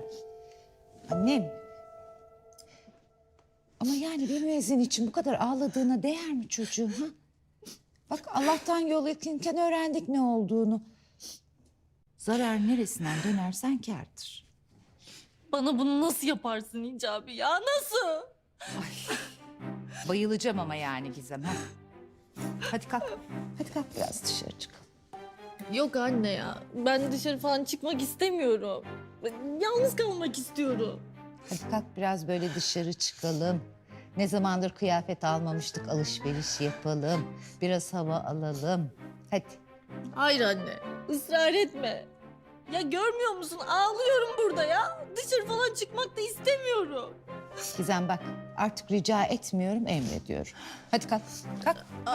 Ama anne. Hadi annesi yok. Anne görmüyor musun? Ağlamam yarım kaldı ya. Ya niye ağlıyorsun ki zaten? Hadi yürü. Anne. Hadi Gizem, hadi. Anne o zaman ben yukarıdan telefonum, çantamı falan alacağım. Hadi ben de geleyim seninle yukarıya, şimdi sen orada da ağlarsın. Anne senin gelmene ne gerek var ya? Hadi yürü. Buyurun afiyet olsun. Başka bir arzunuz?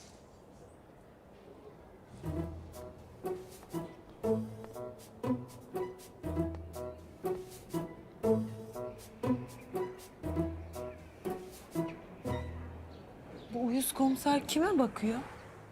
Kim olacak? Sana bakıyor tabii ki de. Bana mı bakıyor? Niye bakıyor? Sence niye?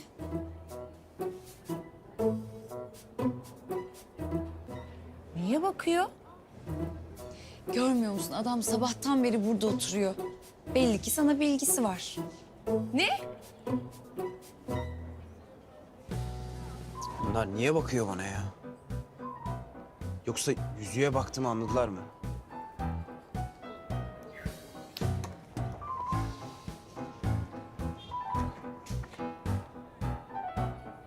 Sen niye burada oturuyorsun? Nerede oturacaktım? Ya işin gücün yok mu senin? Ne biçim komisersin sen? Sana ne be, manyak mısın nesin? Kafemizin kuralı. Kimse bir saatten fazla oturamaz burada. Lütfen git. Hiçbir yere gitmiyorum. Çayımı da tazelemeni istiyorum. Çay bitti. Demle o zaman.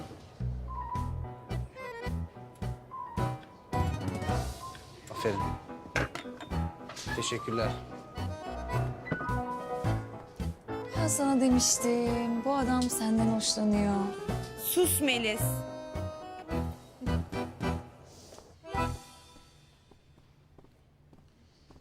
Anne, Hayır, geldiniz mi? niye çağırdın bizi buraya anne? Oğlum, bak ben sana burada çok güzel bir takım elbise buldum da. Anne ne gerek var? Ben takım elbise giymeyi sevmiyorum. Oğlum ananı mı kıracağım da? Ha burada ucuzluk vardır. Hah, hadi al.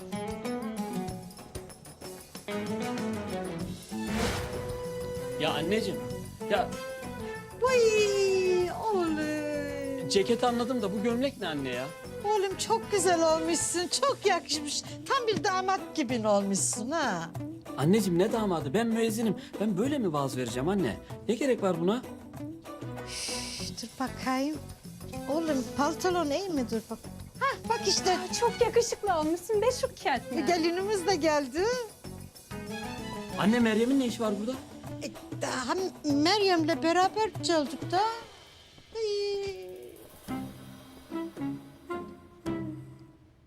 Hayırlı olsun. Çok yakışmışsınız. Sağ olun, var olun. Artık düğünümüze sizi de bekleriz. İcabının artık sahibi vardır.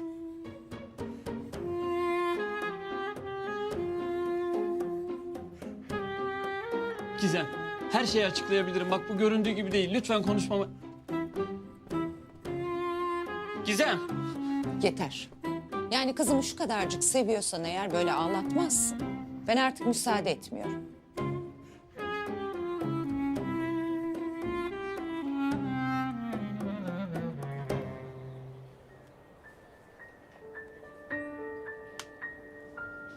Hadi be kızım. Çık şu kafeden artık. Çık şu kafeden. Seni yolda bir yerde sıkıştırıp şu yüzüğü almam lazım.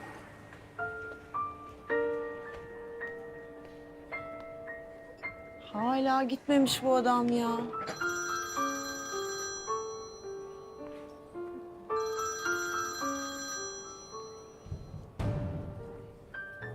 Akıncı'yı buldun mu? Henüz değil. Bu akşam onu görebilirsin.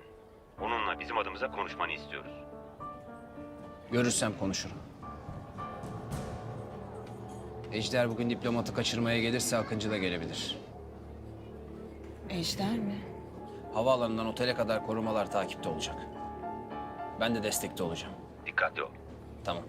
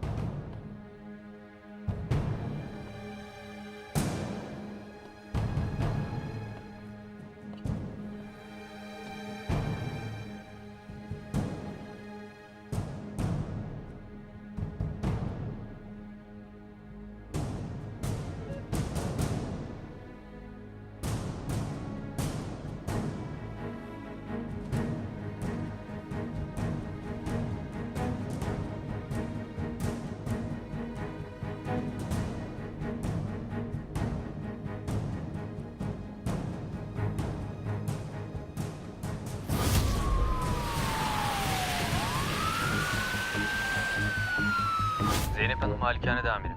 Tamam sen gözünü dört aç. Kertenkele her an ortaya çıkabilir. Tamam.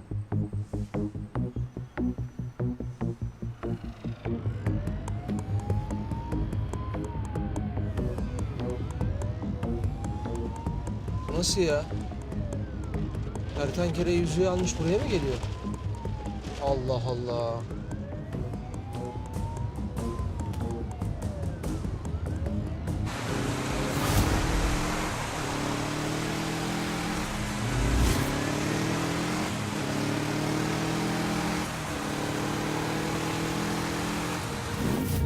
Bomba hazır mı? Paket hedefe yaklaşıyor.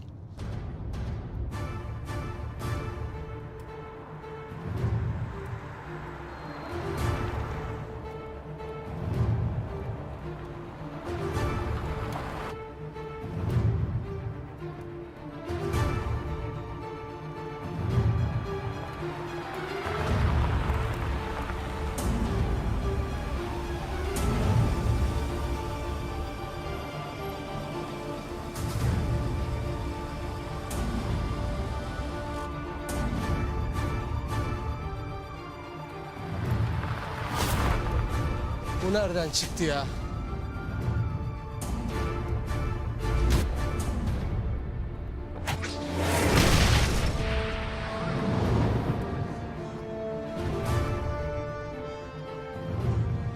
Diplomatı! Çabuk geri basın! Diplomatı emniyete alın!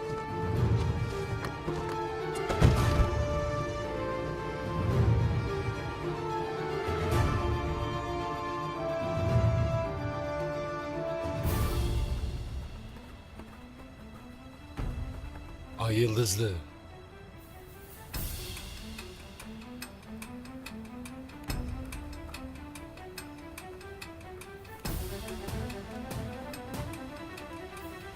Geberteceğim seni.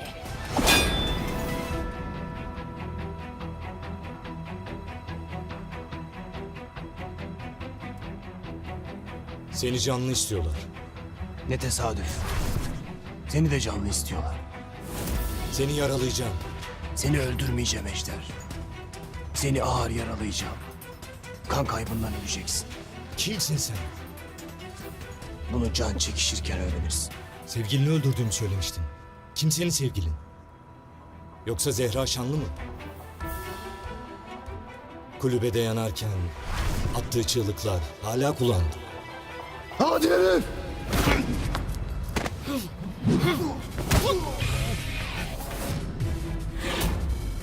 Tahmin ettiğim gibi sen kertenkelesin. Diplomatı öldürün.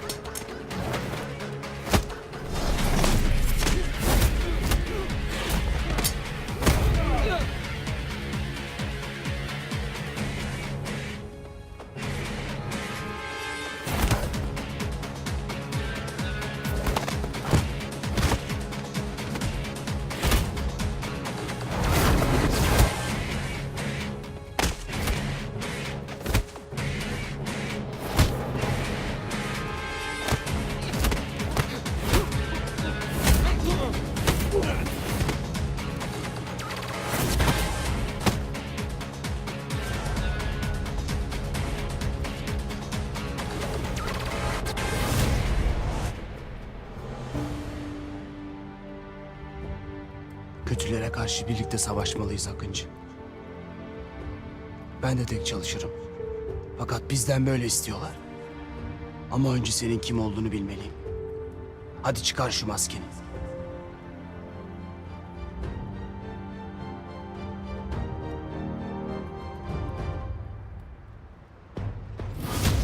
Sen de kimsin dedin, tanımıyorum seni. Beni gerçekten tanımadın mı?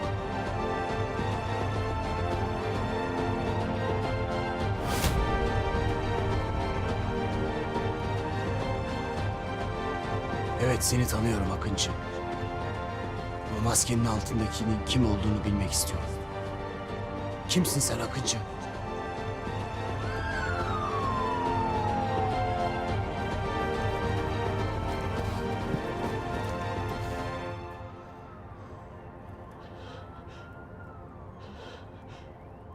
Ay yıldız adam. Sen kertenkele misin? Ben ay yıldızlı adamım. Asıl sen kimsin? Ve neden Ejder'in peşindesin?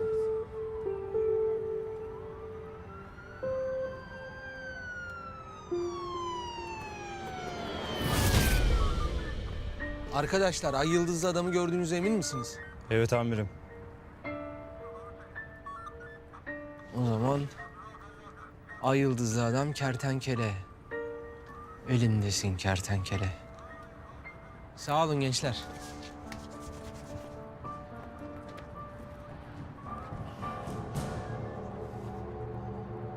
Şimdi...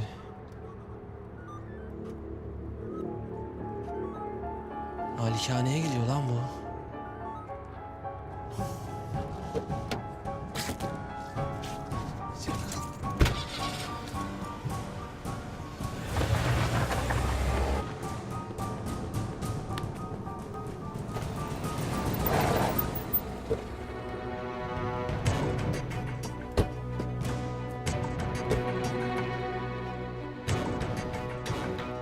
Kertenkele burada.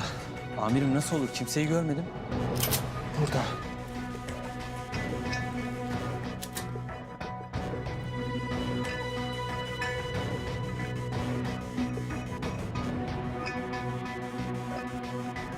Ay yıldızlı adam kertenkele değil.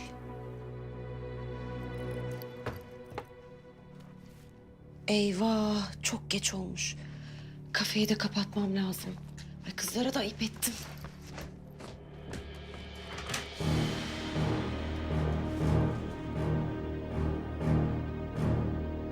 Üst katta. Merdivenlerden iniyor. Kapıda.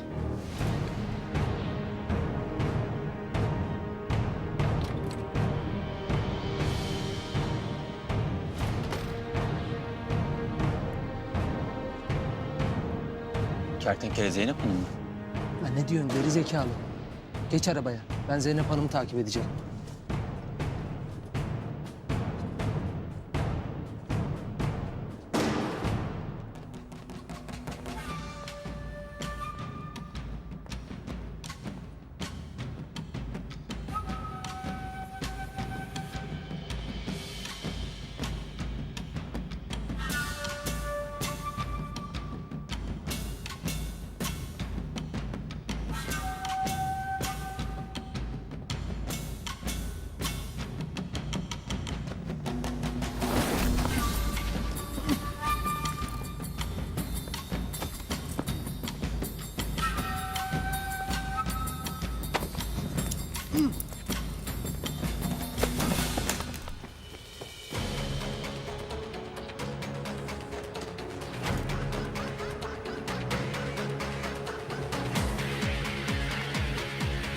Şimdi öğreneceğim kim olduğunu.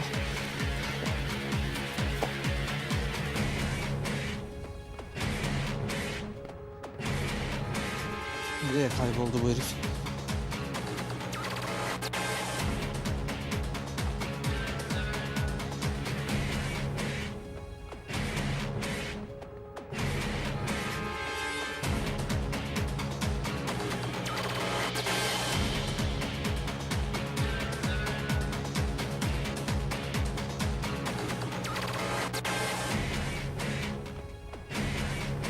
Murat'ın evi değil mi burası ya?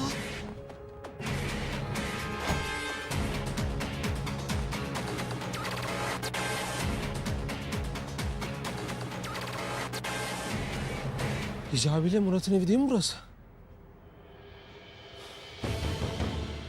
Kertenkelenin burada ne işi var? Yılmaz'ın burada ne işi var?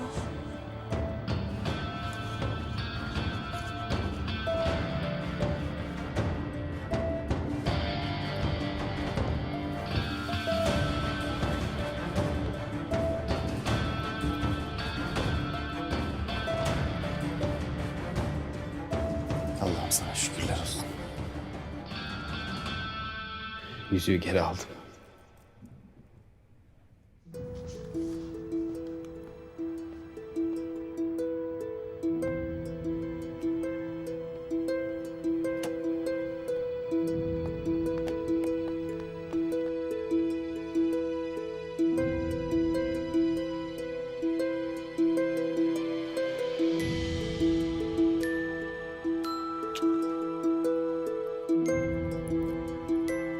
Söz veriyorum bir tanem.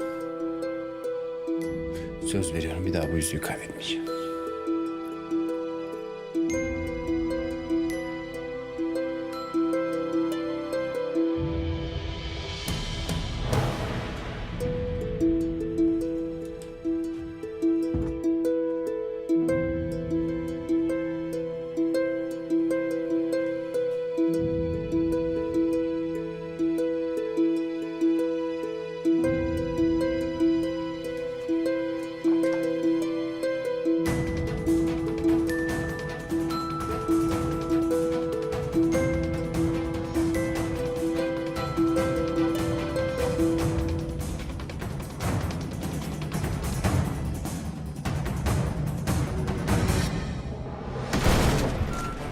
Teslim ol!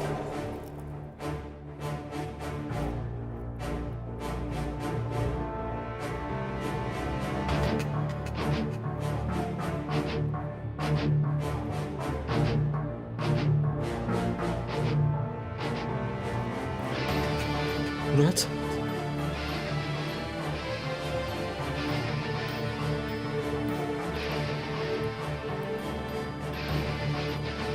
Nasıl ya?